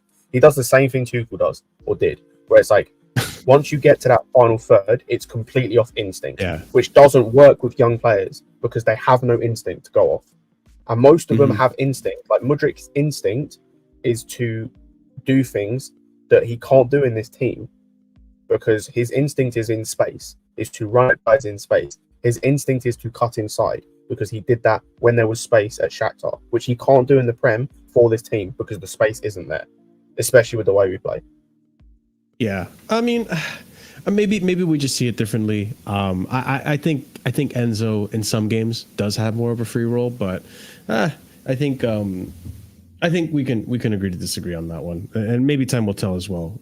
I just technically I think I see it differently where I feel like Enzo does have more of a free role, but because Enzo has played so many games under River Plate and Benfica, Argentina, he's learned and he's been coached properly, and so he can be relied on in the free role if given the free role, whether you want to you believe your theory or mine, but other players like you said, they do need the instruction because otherwise they go to their instinct, and their instinct sometimes isn't suited for the rest of the team, and that's where that football IQ comes in that you were mentioning. But on the topic of this as well, on the topic of Poch, let's bring up some recent stuff that's been coming up on Poch and some just to paint a picture of where things currently stand with Poch. So everyone I think still wants to see this manager gone. Yes, we had a good performance against Villa, but I don't think he's changed. Maybe a few people are buying into this idea that, we fixed it, we've turned it around, but that's few people. I, for one, am not one of them. But let's talk about this. So Clear Lake Capital cannot exit the club under extenuating circumstances. I don't see the ownership club going anywhere. I see they are in for the long haul. I don't see any possibility where they are going to exit Chelsea anytime soon, according to Ben Jacobs. And this is in response to a bunch of people saying Bowley out, Egbali out, the ownership out. It's not going to happen. They're here for another 10 years. And we all know this. We've said this over and over again, but this is now reiterating it again. Then we go on. One source has explained that Chelsea's idea from the outset was to build a squad ready to take advantage of the moment Pep Guardiola and Jurgen Klopp leave their jobs at Man City and Liverpool. This is coming from a reliable source, Liam Toohey and Simon Johnson. We'll come back to this, because this could be a whole discussion on its own. Then the Chelsea hierarchy are content with the hires made to run the club and feel they are in a better position now to move forward. In the months to come, more people will be appointed to work under Win Stanley and Stewart in the recruitment department, according to The Athletic, which... Oh boy, I don't know. I don't know if I like this. I don't think we need more hands in the kitchen. I think it's bad enough as it is, but we'll come back to that as well. More than one source, speaking anonymously to The Athletic, is in order to protect relationships, claimed that Bowley and Egbali are not on as good terms now as they once were. They've that has been strongly denied by Chelsea, according to The Athletic. There's no smoke without fire. We'll see. Swiss Ramble, 2023-2024 FFP, though Chelsea would appear to be in big trouble, with Swiss Ramble estimating their losses at £201 million. That was on an assumption they would finish 6th, which now looks extremely optimistic. Then we have here, one source close to Mauricio Pochettino said he impressed so much in his interview for the Chelsea job that he turned the tables and was the one interviewing the sporting directors in a show of real confidence and competence. Wow. Okay. Exclusive. Chelsea are concerned that sacking Mauricio Pochettino could put them in danger of breaching Premier League spending rules. This is coming from Matt Hughes. Then we have here Mauricio Pochettino has around 18 months left on his contract at Stamford Bridge, and dismissing him and his large backroom team would cost Chelsea in excess of £10 million.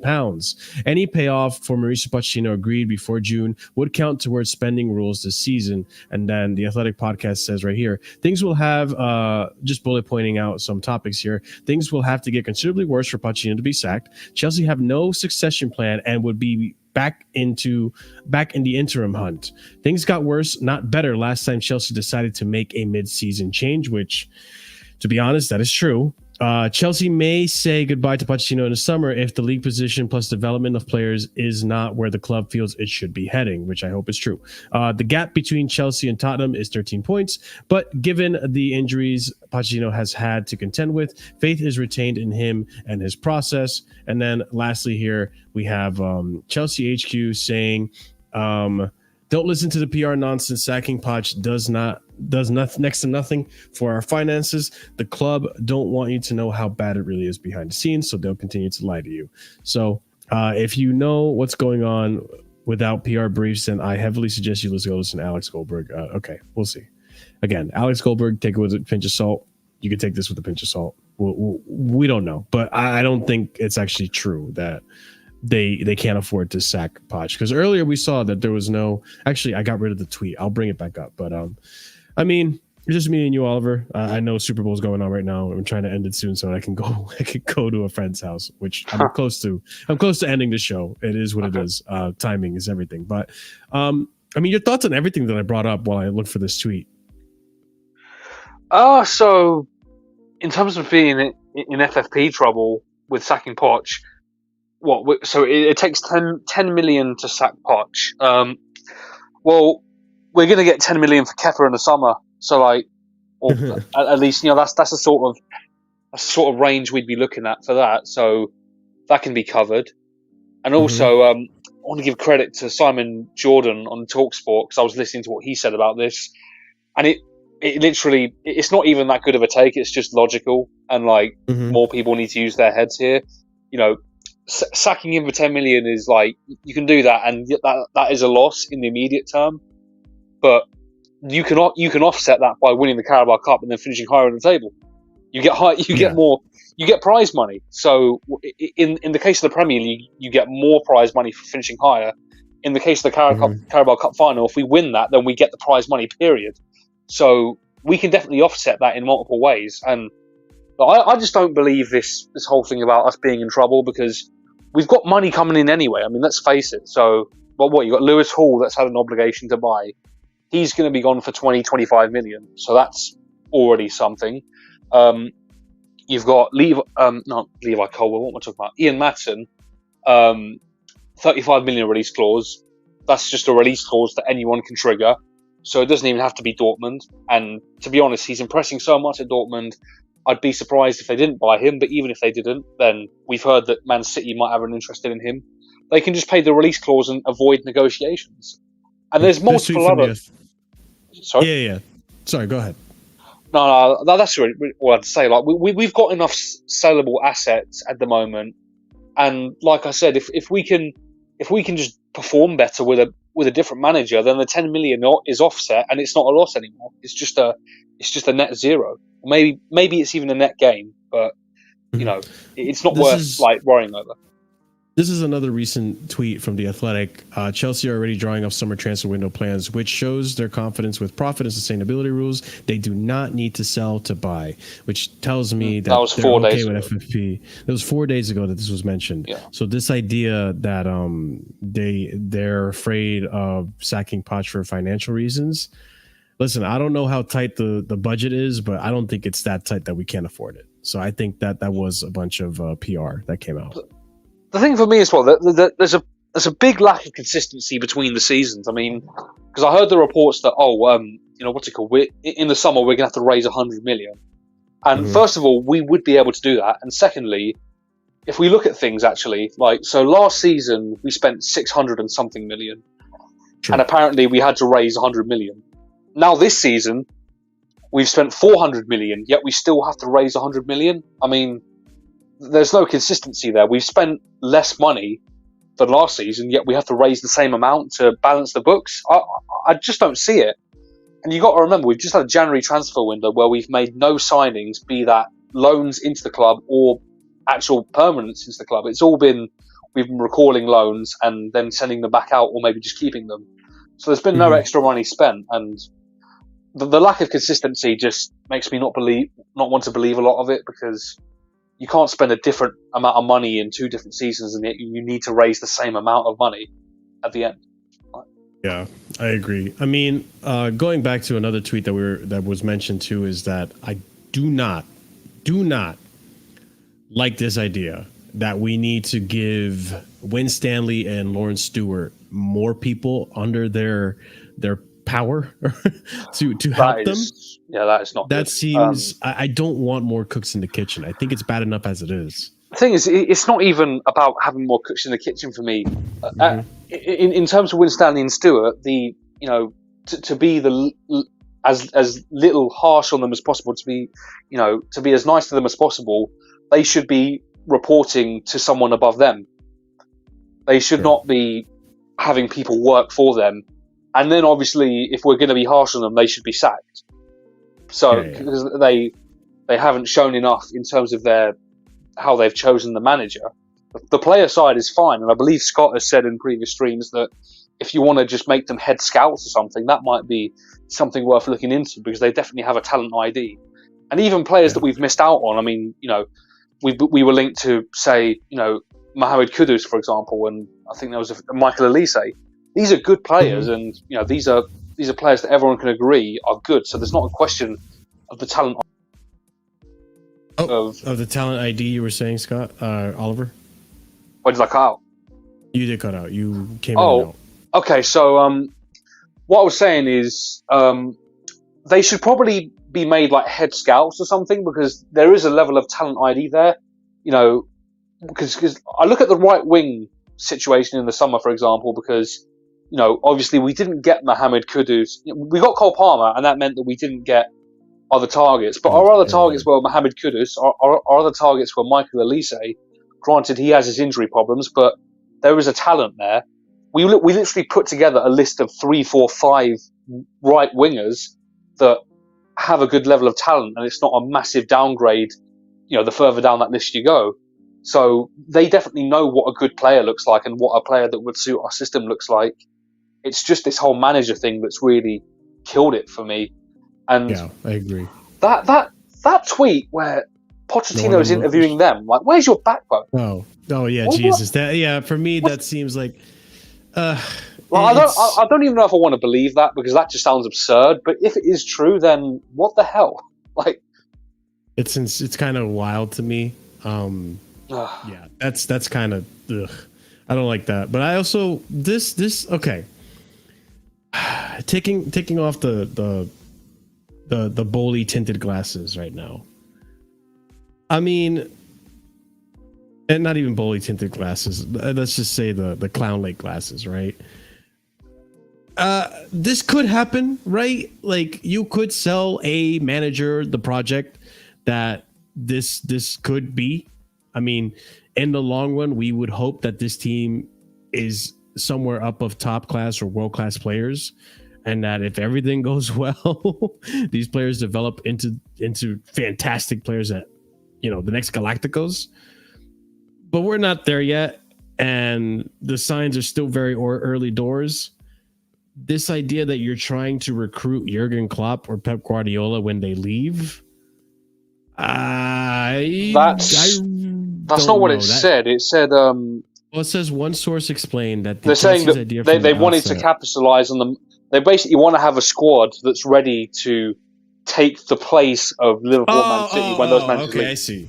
I understood it as like, hey, we might want to convince Klopp or Guardiola to come to this club once they're done with their time at Man City or Liverpool, which, okay, I mean, yes, when these managers are to leave, then you could say then it's possible that the league then becomes open game for a new king, maybe. Do you know what's so funny about this tweet, though? Sure. Like, they're not talking about Liverpool, Manchester City here. They're talking about Pep Guardiola and Jurgen Klopp. They're talking about the managers almost as if the manager is the most important piece of the puzzle, yet they don't act like that when our manager's underachieving. You know what I mean? Funny. That's funny, actually, yeah. Wow. Like, can you apply the same standards but in the two different situations here? Come on. The complete obliviousness of the situation is kind of funny. I'm not going to lie. But at the same time, listen, I hope this does happen with a better manager. I don't think Pochettino's the guy. I don't know who the next guy is. I've given my shouts for, I'll pull him up again. Bring back Tuchel, which we've had this whole agenda on Tuchel now that he's up against the Invincibles of Bundesliga. He's expected to, he's trash now, whatever. But even if you don't like Tuchel, we have Mauricio Sarri, potentially having him come back, I would hope, or Hansi Flick. There's some good managers you can take off with this team. I would say, whatever brand of football you like, maybe they don't have it, but at the end of the day, this is a results-based industry, so I would want results. So that being said, and big up Ace Solomon, thank you for continuing your membership. But it's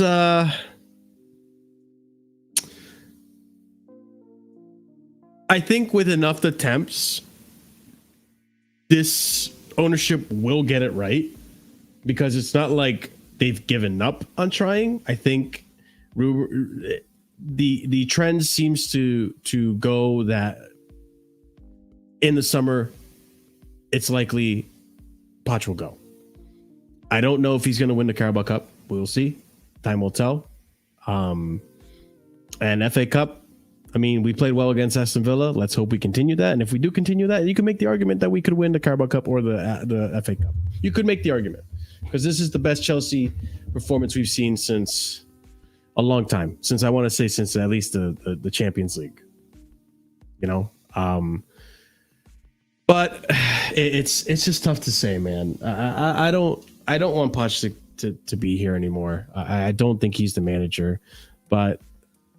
Again, I'm reserving my judgment based off of the one game we saw against Aston Villa. I want to see it more consistently. Maybe it's hard to get consistency out with youth players. I don't know. Regardless, you should be able to set up a system that gives them a consistent form. So, again, I digress. Whoever the next manager is, there is potential. This could be a thing where if we hire the right manager, top class manager, and maybe sack with Stanley and Stewart and just get one director of football, a proper director of football, maybe we can get results. Maybe, but I don't know. Time will tell. Oliver, did you want to add anything to this before I move on to the final topic? Not really. I think we covered all bases. Yeah, fair enough. Okay, so final topic I have for you guys is a big one. On Thiago Silva.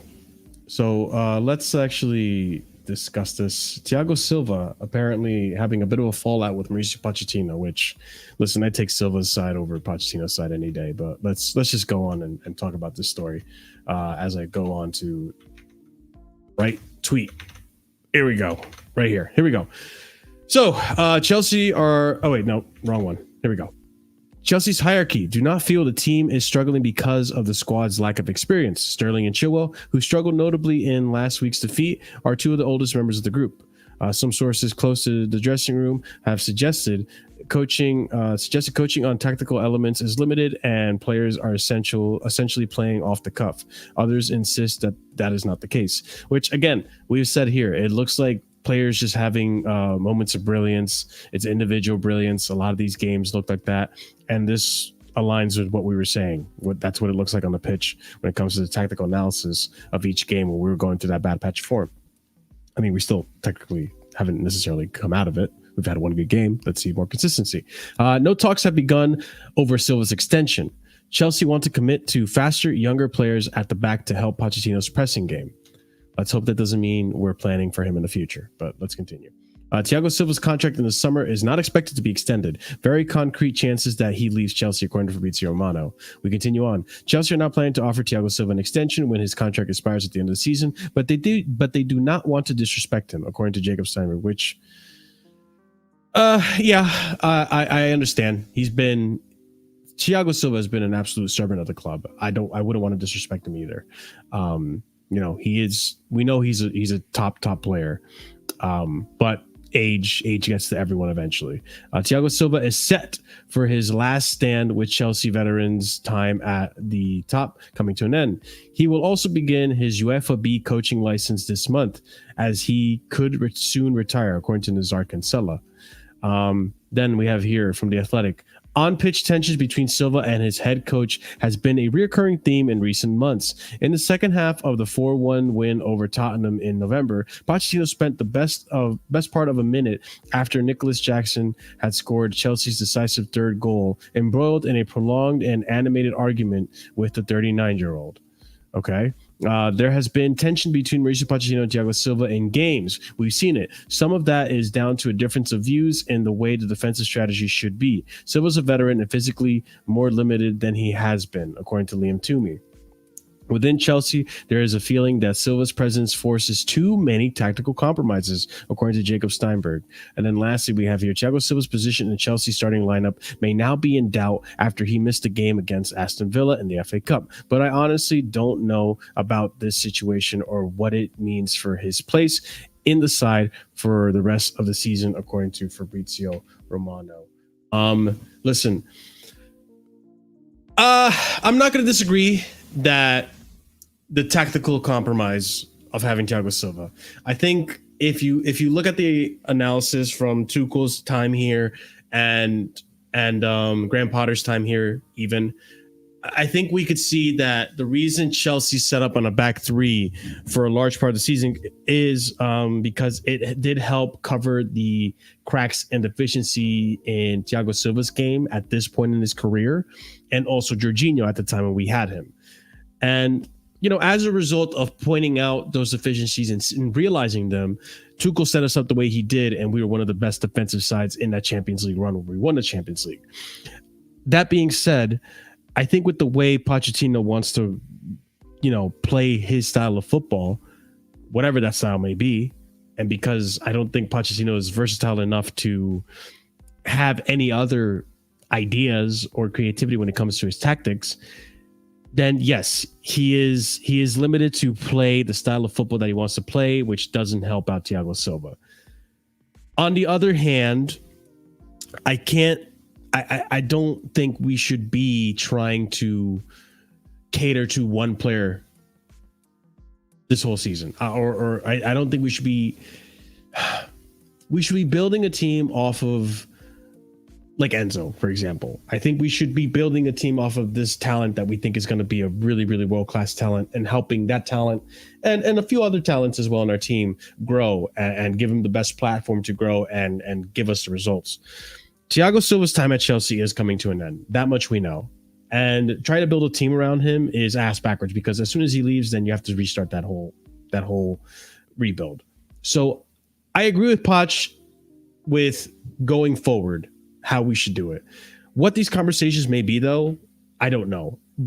And there could even be a world where you have Thiago Silva talking with Poch in regards to how to make his current system work with him and be more efficient. Because if anyone knows how to keep a clean sheet, it is Thiago Silva. So I don't know. Oliver, where do you stand on this whole differences between Thiago Silva and Pochettino? And I mean, what do we do going forward, really?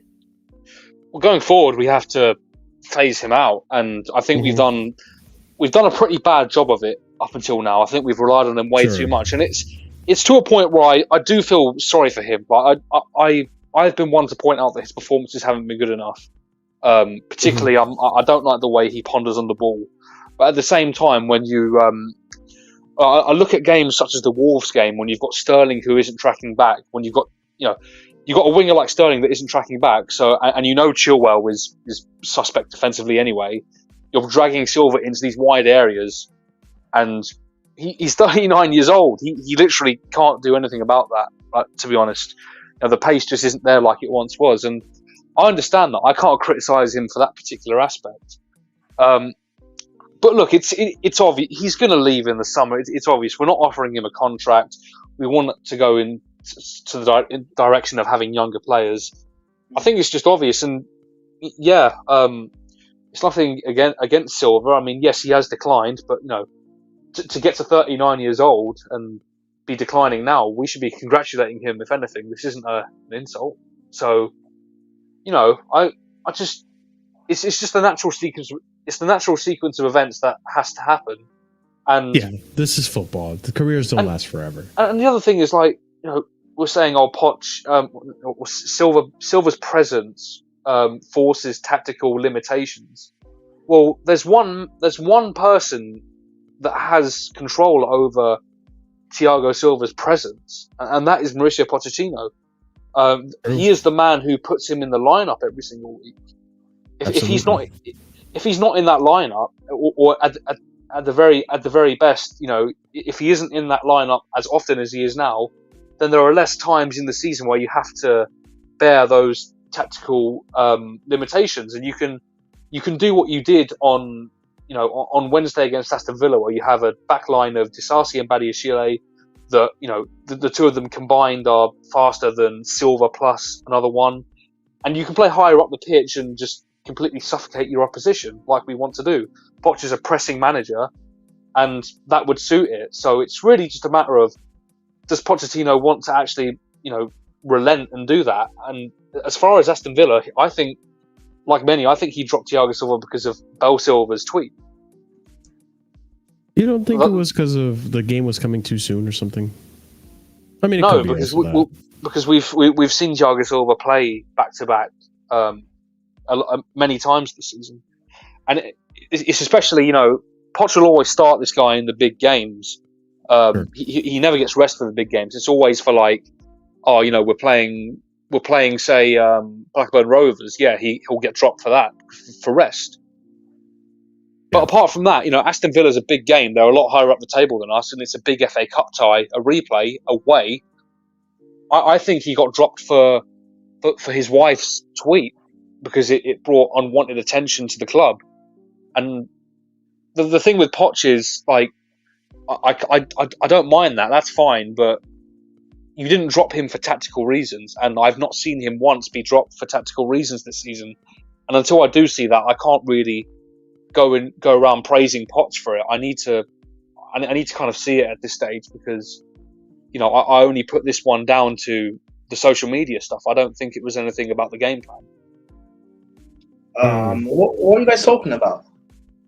Thiago Silva's differences. Well, Thiago Silva potentially leaving at the end of the season, obviously, right? Yeah. And the signs that Chelsea aren't inclined to give another contract, but also these articles and journals have been kind of feeding off of this story that there's been a lot of differences and arguments between in views between Mauricio Pochettino and Thiago Silva. Oh, okay. I saw someone put in the comments, did Poch not get rid of Silva at PSG? No, Silva left under. That was Leonardo. It was the PSG board, Leonardo. They didn't want to give Silva a new contract. Silva. Listen, I've been saying this for I think he came in 2020, 2021. We won Champions League. I've been saying this since maybe 2022. I think that we can't keep. Or maybe even since after we won the Champions League, that we can't keep relying on him. I think he's a brilliant centre back, but even since then, I've been saying that to conserve him, he should be playing one game a week, and particularly the big games. Like his legs and just his age, not even his ability, just based on his age, you can't last him continuously be playing games. I didn't see the logic of him having to play so much last season and the season beforehand, and even now, because this whole thing of, particularly this youth project, this whole thing is about building a team for the future. Well, if that's the case, there's no point playing Silva when he's not going to be here next season, meaning we have to find a new partnership for back, and that's going to take an adaptation period. I don't agree with this whole thing of he is I don't agree that he's a poor centre back or that he's been awful or terrible this season. I still believe he has been, you can arguably say, our best centre back and one of our best players. Fine. That's what I hate about the way a lot of people are reacting to, because there's been, especially since the Villa game, people have been seeing how we can play without Thiago Silva, and in turn, people have been expressing that on Twitter, and you'll get the people that are like, "Oh, you're disrespecting Thiago Silva." No, we're not. He's objectively had a poor season. I don't. No. I don't agree that he's had a poor season. By the way, I don't agree with the. I agree with the. It's a math equation. I agree with the answer that he shouldn't be playing games, but I don't agree with how people got to that conclusion. I think that he should just be we need to, because we're building for the future, we need a new partnership. He shouldn't be involved in every single game. But I don't agree he's had a poor season for us. I think he's been, at worst, you can say he's been okay. And a lot of the things hasn't really been, playing in the high line and stuff, and, being dragged out, for that, Liverpool, or the second goal being dragged out like that. That's not on him. That's on his left back not being in position. That's tactical. Well, listen. Whatever which way you want to get to that final result of him being dropped, the fact of the matter is, people were expressing it on Twitter, and then you get the blowback from people that are like, "Oh, you're disrespecting Thiago Silva," and that's simply not the case. Where in that tweet where it's like say I tweeted, "Oh, we need to kind of move on and start building a new partnership." Where in that did I say that he had 3 seasons before this season, and where did I say that those 3 seasons were poor? In that first season, he helped us. In that first season, he helped us win a Champions League, and I'd argue that the 2 seasons after that were Player of the Season worthy. Oh, I didn't see your tweet, Oliver. But I'm just talking hypothetically here. Say I tweeted that and I got that response. They're the same people that wanted us to keep Mason Mount. These are the same people that wanted us to get rid of Jorginho, who is consistently always fit and available, but wanted us to keep Kante, who is consistently injury prone. 100%. Oh my God, yes. They love him. This is the same people that we should just keep Havertz and Mount because they get the club. This is the same people that, back when, in 2011, 2012, when we had AVB and the project was to get rid of the old guard who were aging, Drogba, Terry, Lampard, and rebuild. These are the guys who were crying and complaining. And Andrey Villas-Boas eventually got sacked. There's always going to be backlash. Listen, I love Silva. He's a wonderful centre back. He's had a phenomenal career. He's one of the GOATs, but everyone has their time. And for him to still be playing at the top level at this, what is he, 38, 39? 39, I think now, yeah. Sorry, 39. For him to still be playing at the top level at this age is phenomenal. Would I give him a new contract? Would I give him a new contract? I mean, possibly, because assuming we'll get a new manager, and if he gets a new contract next season, and the terms are you'll be a squad player for morale, and you can also be doing your coaching badges, I'm fine with that. He doesn't need to be kind of like what Jorginho is at Arsenal in a way. You don't need to be playing a lot of games. You're there in the squad for experience. You can come in at times if needs be, and you'll play well. I'm cool with that. If he's okay with doing that because he loves the club, his family loves the club, his family are settled here. I'm sure he would agree with that, by the way. But it seems like the board aren't willing to do that, which is No, which it is fair enough. People saying that we played better without him. I tweeted this after the Villa game, that the sample size it's too small to without him to judge whether, because when you look at the teams we faced when he hasn't played, they haven't been great teams. So like there's not enough of us. If we play 20 games without him, or not even 20, if we play the rest of the season in all competitions without him, that'll be enough of a sample size to say whether we are whether we truly need him or not. And even then, even if sample size isn't good, like it's hard to judge that because of Poch. If we had a better manager this season, they would have managed Silva's minutes a lot better, and you would have seen a better Thiago Silva and a better Disasi, a better Badiashile, a better defense. So like I think a lot of the criticism on Silva is similar to a lot of the criticism that people put on Enzo and Caicedo and Gallagher and Chilwell. Ultimately, everything stems back to the manager. I agree. I would say though, like just to add on to your point right there, I agree with both of you. I would say like where I stand with Thiago Silva is that I agree with Prime in the sense that a decent manager or a manager who's smart enough to know what this project should be going forward would be playing Thiago Silva once a week and not playing him nearly as much as we've been seeing him under Poch or even under Potter or under Tuchel. And you listen, he is a good center back. I disagree with people saying that he's been shit this season. I disagree with people saying he's been poor this season. I think at worst he's been okay, and there have been good games from him. But I also understand that he does limit us in certain games and in certain situations. And if we're trying to build a project going forward, we should be building it with the two center backs that we signed, Disasi, Badiashile, or you could even put in that argument as well, Colwell, if a manager were to play him at the center back position like he should, Fofana. So we should be building a center back pairing for the future. And where I stand with Thiago Silva right now is that I would love for him to sign another contract, another year. Not because I want him to start and play or rely on him, but because I want him to have the Aspie role that we had with Aspie last season, minus the part where we overplayed Aspie. Because Aspie should not have been playing nearly as much as he played last season. But as a result of poor recruitment and poor backup, we didn't get a backup for Reece James, who was injured last season. We should have. And that should have been the player that played, not Aspie. In this current season, in this current team with Gusto there, I wouldn't mind Aspie being in this team.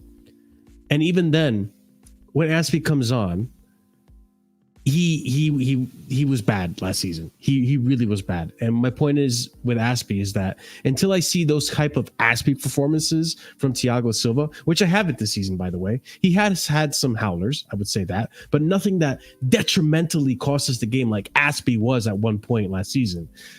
Until I start seeing those type of performances from Thiago Silva, I don't mind giving him at least one more season next season to just be the mentor of that locker room, to really, really show the young center backs that we have how to be a good center back. I think we've noticed since Thiago Silva has joined this club, the level, the floor raising, like Kafka says, the floor raising that Thiago Silva has done in terms of the defense for our other players. Zuma, we've seen improve under when Thiago Silva was in that team. We've seen Christensen and Rudiger improve as well as defenders, as center backs when Thiago Silva was in his team, so on and so forth. Not to take away credit from Tuchel. Tuchel, I think, was a big part of that as well.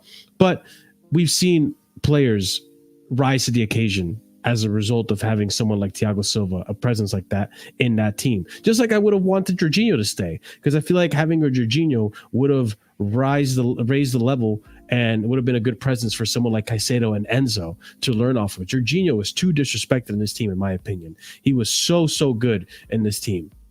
And like Prime alluded to, the same guys that wanted Jorginho gone but wanted to keep Conte, even though Jorginho was consistently here for this team over and over, played through injuries, but was always available. And was what you can't take away from Jorginho was the fact that he was good at keeping possession. And that is something that it's a valuable thing to have in this team. It's a valuable lesson to learn. It's a valuable thing to have. That's why, to a certain extent, I wouldn't mind having some experienced players, better experienced players for this young team. But at the same time, that's not an excuse to not get results that we should have been getting. I want experienced players for a different reason. But just to land my point, I wouldn't mind having Thiago Silva here next season. But his role in the team can't be as a starter like this season. It shouldn't have been a starter this season. He should have been one game, an important game here or there. That's it. But Poch, the over-reliance on experienced players to bail him out because he doesn't know what he's doing, you see it with Thiago Silva, I would argue. Oliver? I really like that point about the whole Kante and Jorginho thing, and I've got kind of two responses to that kind of link off some of those points. So first of all, with the whole Jorginho thing about always fit, always available, I think that is a massive part of what we are seeing this season. Our centre-backs, outside of Disasi and Silva, just shambolic in terms of fitness. Yeah, I think that's been a difficulty. But there are two sides to that. First of all, you have that where, granted, you're getting injuries, but on the other side of that, you decided to play Levi Colwill as a left back. You had a centre back there, and you played him out of position. So where I give you sympathy on one side, I have to take away sympathy on the other side because you had an option and you misused it. Obviously, not using him when you had a left back option. Yeah, I'm talking strictly centre back. So yeah, in terms of Maatsen, you bring him in to play left back instead of Colwill. Yeah, so that's that side. And with the Kante thing, this is sort of talking about Kante. This is sort of going into my point of why I probably would refrain from keeping Thiago Silva for another season. And it's like the way I look at Kante in his final years of Chelsea, particularly from the Europa League final onwards. Ever since that Europa League final, Kante should have been a squad player. He wasn't available enough. And in particular moments, even his performances to some extent weren't good enough, apart from that Champions League run. And I feel like with Kante, the problem was that you had these managers that came in and they were like, "Oh, N'Golo Kante, I need to use him every single game because it's N'Golo Kante, and I can't pass up the opportunity to coach N'Golo Kante and benefit from how good of a player he is." I kind of feel like that's what could happen with Thiago Silva. Whatever manager we have, be it Poch or someone else, they're going to see Thiago Silva and be in awe of him and then start him even when he doesn't need to be starting. Ridiculous. Even when there might be a better alternative, or maybe when there's a centre-back partnership in the club that's younger that you want to build for the long term, but oh no, there's Thiago Silva, I'm in awe, so I need to start him. I feel like that kind of effect could happen. It could translate, the Kante thing, where every manager feels like they have to play him constantly. Granted, there isn't the injury concerns, but in this case, I'm just talking about building a future centre-back partnership. I just don't see any managers having the guts, in a sense, to bench him. Yeah, I mean that's the damning thing. That could be a big part of it too. Honestly, that honestly, like you said, the manager having a shiny new toy, or not even a new toy, but shiny toy that he's never had before. It's like, oh, I really want to use, like, this is a Tactico's dream. I really want to use N'Golo Kante. Like, not many people can say they've managed N'Golo Kante and played with him in the team. Like, oh, this is like everything I've dreamed of. Same thing goes for Thiago Silva to a certain extent. Yeah, you could have a very good point there.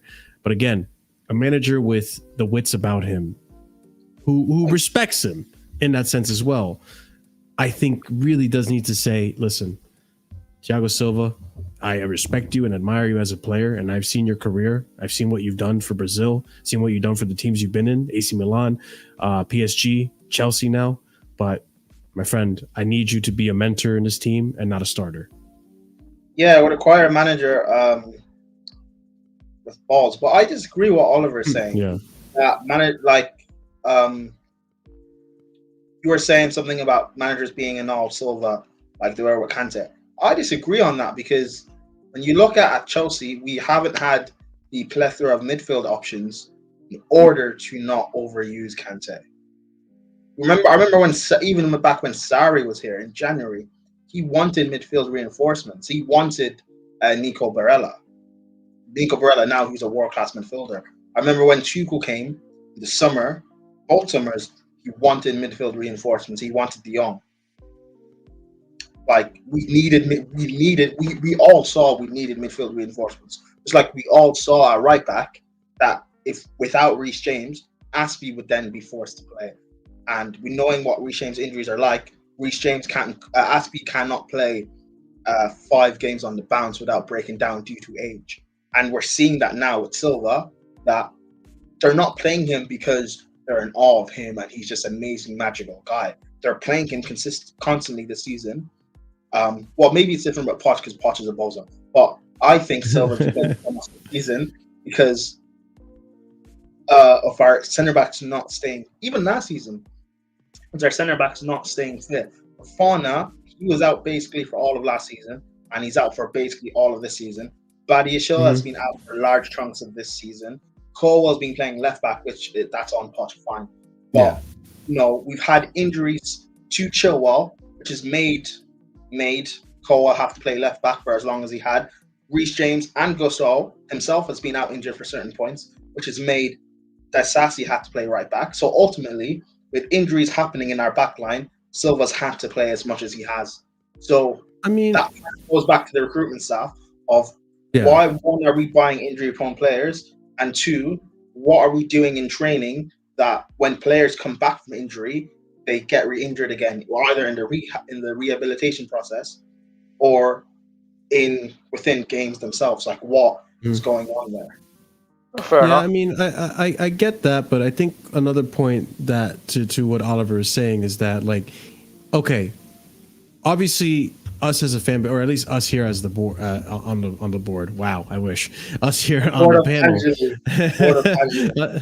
the casual board, us here on the panel, like, we understand, like, when there's injuries, we understand playing players in the positions that you play or certain lineups that you choose, obviously.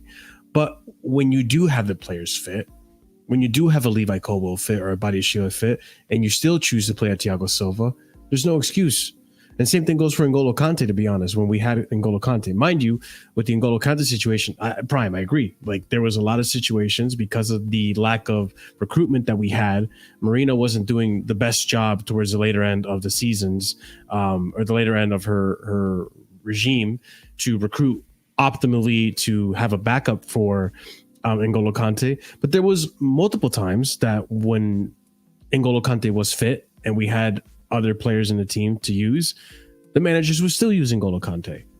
Even though you had last season, we had Zakaria that could have played multiple games, but was put on the bench for whatever reason.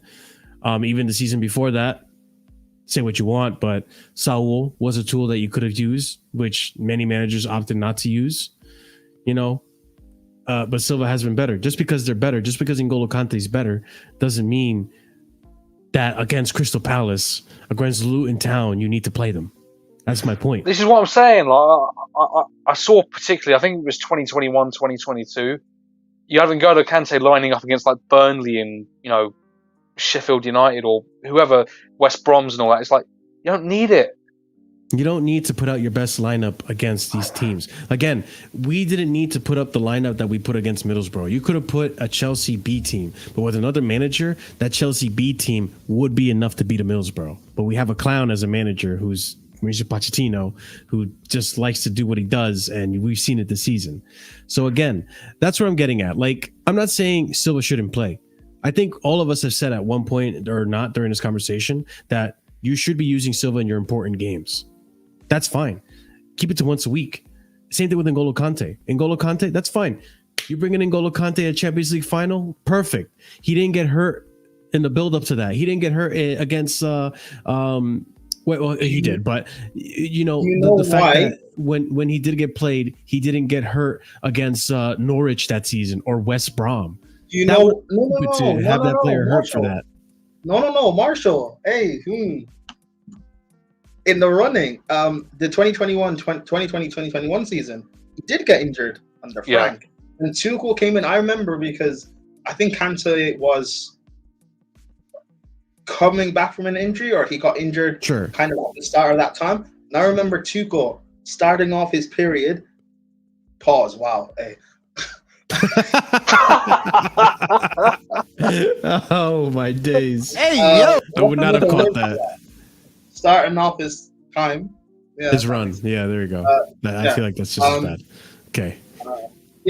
Wow. What am I saying? I remember Tuchel starting off with Jorginho and Kante playing together in the pivot. And Kante it was Jorginho Kovacic. Kovacic, Jovinho. Yeah. And I remember saying to people that, like, Jorginho and Kovacic, low-key, they're our best midfielders in terms of how they complement each other and complemented the system. But because Kante is Kante, he's obviously going to come in and play.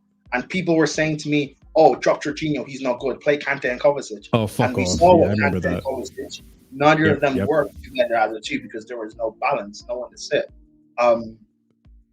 But yeah, I don't listen. I just think, again, provided who the manager is, if he's got like any cojones. Yeah. I don't mind Silva coming in, so long as Silva knows and the management knows. Listen, like, this is the role in your team, team that you have. Yeah, you're here. You're the leader in the squad. You're here for experience because ultimately, with all these young players, what Poch is saying is kind of right. We need experience. Poch is right. In that way. To a certain extent. So keeping Silva here, I'm cool with. Silva can come in occasionally. If we've got a tough tie, maybe against Man City, you want to play a back three, you want to sit back, you can drop him in. Cool. If there's certain injuries, you want to play Silva for 5 games, I'm cool with that. But it should be our break glass in case of emergency. It shouldn't be starting the season, first came in and Silva's playing with the Sassy. No, that shouldn't be. And again, it's all respect to Silva because what he's done in his career at this point, he has earned the right not to play every game. Yeah. Like, here's what I mean, though, JC. I'm not saying that Silva's a bad player or that he's played bad against these teams. You're not understanding what I'm saying. What I'm saying is that there's no reason why you would need to play Silva in these games when you should have enough quality, when available and fit, obviously, to finish this side off and get to the other side of this result with a win. Like, without Silva, you don't need Silva. Just like imagine to a certain extent we got lucky, right? Silva got hurt in the Champions League final. Christensen was in good form. Luckily for us, he stepped up. But what if he didn't step up? Then you're looking at, why did Silva get hurt? Man, should we have played him against what was it, the game before fucking, I don't know, West Brom or some shit? I don't remember. I think it was Aston Villa at the end of the league season. Yeah. Did we need to play him against Aston Villa? If he played, I don't remember. Like, what if he got hurt during that game? Then are you going to say, like, oh, but he's our best defender? Like, no, you know what? He did play that game because Christensen got injured against Man City in the Premier League, I think. But also, then again, JC, but hold on. I have to address JC here. JC, again, you could say we could play a back three for Thiago Silva. Then what's that going to do for the rest of the team? The rest of the team then gets suffocated and doesn't flourish in that system. Back three, we just need to kill this back three thing right now. We have James and Chilwell as our best wing back options. They're both injury prone. Again, so you're gonna inhibit those players for Thiago Silva. This is what I'm saying. You know what also helped Christensen? Like, I know still as Tuchel's washed now, but Christensen was also blessed to be under the tutelage of Thiago Silva and be coached by, at that time, a world-class coach. Yeah. So, in the event of you need to come in the 20th minute of a Champions League final, I have the knowledge. I may not have the experience, but I have the knowledge that I can come in. And we saw Thiago Silva coaching from the sidelines in that game as well. That's another thing that's super useful. But like, again, my point being is that what if before that, like, again, no disrespect to N'Golo Kante at all. Man's world class, absolutely stellar performance in the Champions League final, right? If he wasn't part of that team, there's an argument we don't even win, right? But what if in the game before, because you love to play N'Golo Kante because he's so good, right? You have to play him in every game. What if he got hurt in the Aston Villa game? Then you don't have him for the final. This is what I'm saying. Save your best players, especially when they're at that age, for those important games. No one is saying don't ever play him ever again. He's not good enough. That's not the case. The case with Thiago Silva is, listen, right now, we are trying to get away from the back three. Pochettino doesn't know a back three. He doesn't know a system of back three. And regardless, we're trying to move on to a different form of playing football. We have attackers for it now. We have wingers. Like this isn't, you don't get the best out of these players in a back three, at least not in the system that Pochettino's playing, right? Why then build around trying to protect the deficiency of a player that's on his way out the door?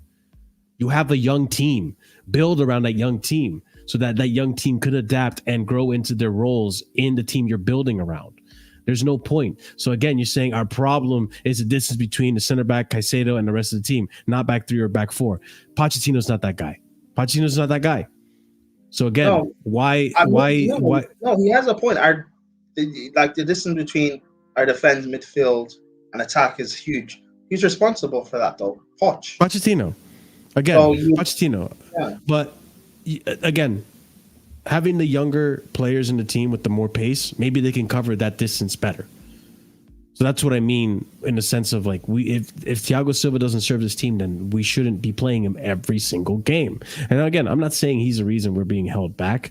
I'm just saying why Thiago Silva should be being phased out of this team, because based on what Pochettino wants to do, he needs the younger center backs, but he also needs experience and all this and that. So it's a catch-22 in a certain extent. For the backline, though, we do have a level of experience. You know, we have Axel Disasi there, right there. You know, literally. To a certain extent, yeah. Yeah, but like I'm going more of an age thing here. Like, sure. You're really looking at like, yes, Badiashile's experience, but I'm looking really at Disasi here because he marshaled the backline again, and granted, one game. He marshaled the backline against Villa very, very well. Like he was the leader there. I think he had the better performance overall than Badiashile. You know, he definitely held his own there. So it's not even like you're going to like a 19-year-old if we don't play Thiago Silva. I just think that one game shows that at the very least Disasi has it within him to do that. Whether or not we see that over a more consistent basis depends on how much he plays without Silva. We need to see it. But yeah, this conversation ran a lot longer than I anticipated. But hey, I'm all for it because I love to talk about football and I love to talk about Chelsea. So at the end of the day, like we all have our differences in opinion. Obviously, I just to conclude, I tend to believe that I wouldn't mind Thiago Silva staying another season, but his role has to be more of a coaching and a mentor role, kind of like how we were using Aspie towards the end. Aspie, unfortunately, was forced to play, and we saw how much he declined. And until I see that type of decline from Silva, which I hope I don't, I'd rather him go with his head held up high, then I have no issues with Thiago Silva playing games. I just want him to play less of them. And I want to start building a team around the younger center backs and actually forming a pairing. And by the way, before we end, I just want to make it clear that situations like the Aspie situation with Reece James is why when Ahmed's been on here, he's been so adamant about being pragmatic with players like Reece James and Wesley Fofana.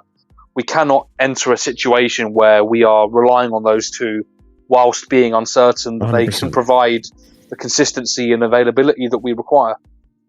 100%, which is why I have to give credit where credit is due with the board.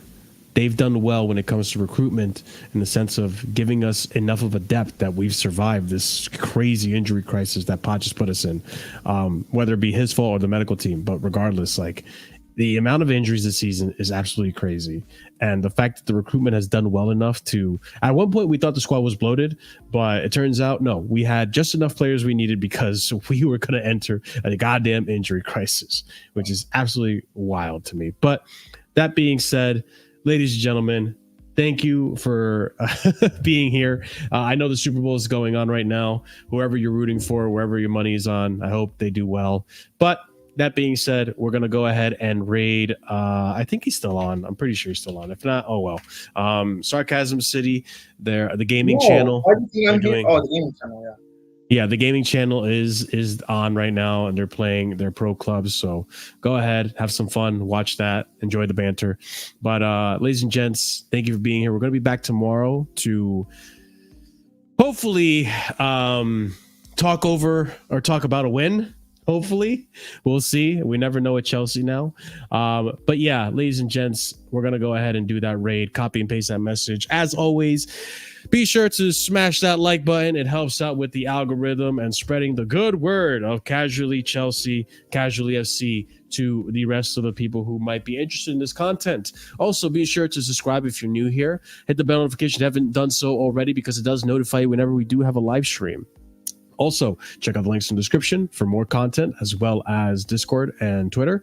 And leave a comment down below. Let us know your thoughts. I do read the comments. I sometimes reply, and I sometimes like your comment. So I'd like to see the different opinions that we have in the comments, and the engagement that we get down there. So big up to you guys in the comments that watch this after the fact. And some of you that actually watch this at work or leave it in the background, kind of like a podcast, which is phenomenal to hear. And I'm glad that we can get you through your day.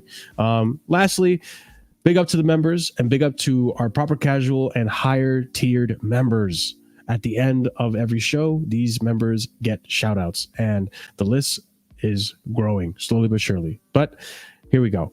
Felipe Courtois, big up to you. B-Man, God of Frogs, Gabriel A, Horizont Hereditar, Hassan Nawaz, A Solomon, Uncle Jesters FC, Will, Adrian, Scott, Dark, OG Turbo Jesus. Big up to you guys. Thank you for the support, and thank you to all the other members for the support. We appreciate you guys. You guys help keep the lights on this show, and we're growing. We're on our way to 2.5K. Let's get to 3K, guys. I appreciate all the help and the support that you've shown this channel throughout the years. We're still here, and we're doing the show better than ever. We're always trying to improve. So big up to everyone. Thank you for being here. Copy and paste that rated message over to the Sarcasm City Gaming channel, and we'll see you tomorrow for the review of the Crystal Palace versus Chelsea game. Hopefully it's a W. Big up Chelsea, up to Chelsea. May the blue flag fly high, and all that fun stuff that you guys like to say. Chelsea, Chelsea, Chelsea, yada yada. Have a good night. Stay casual. Peace.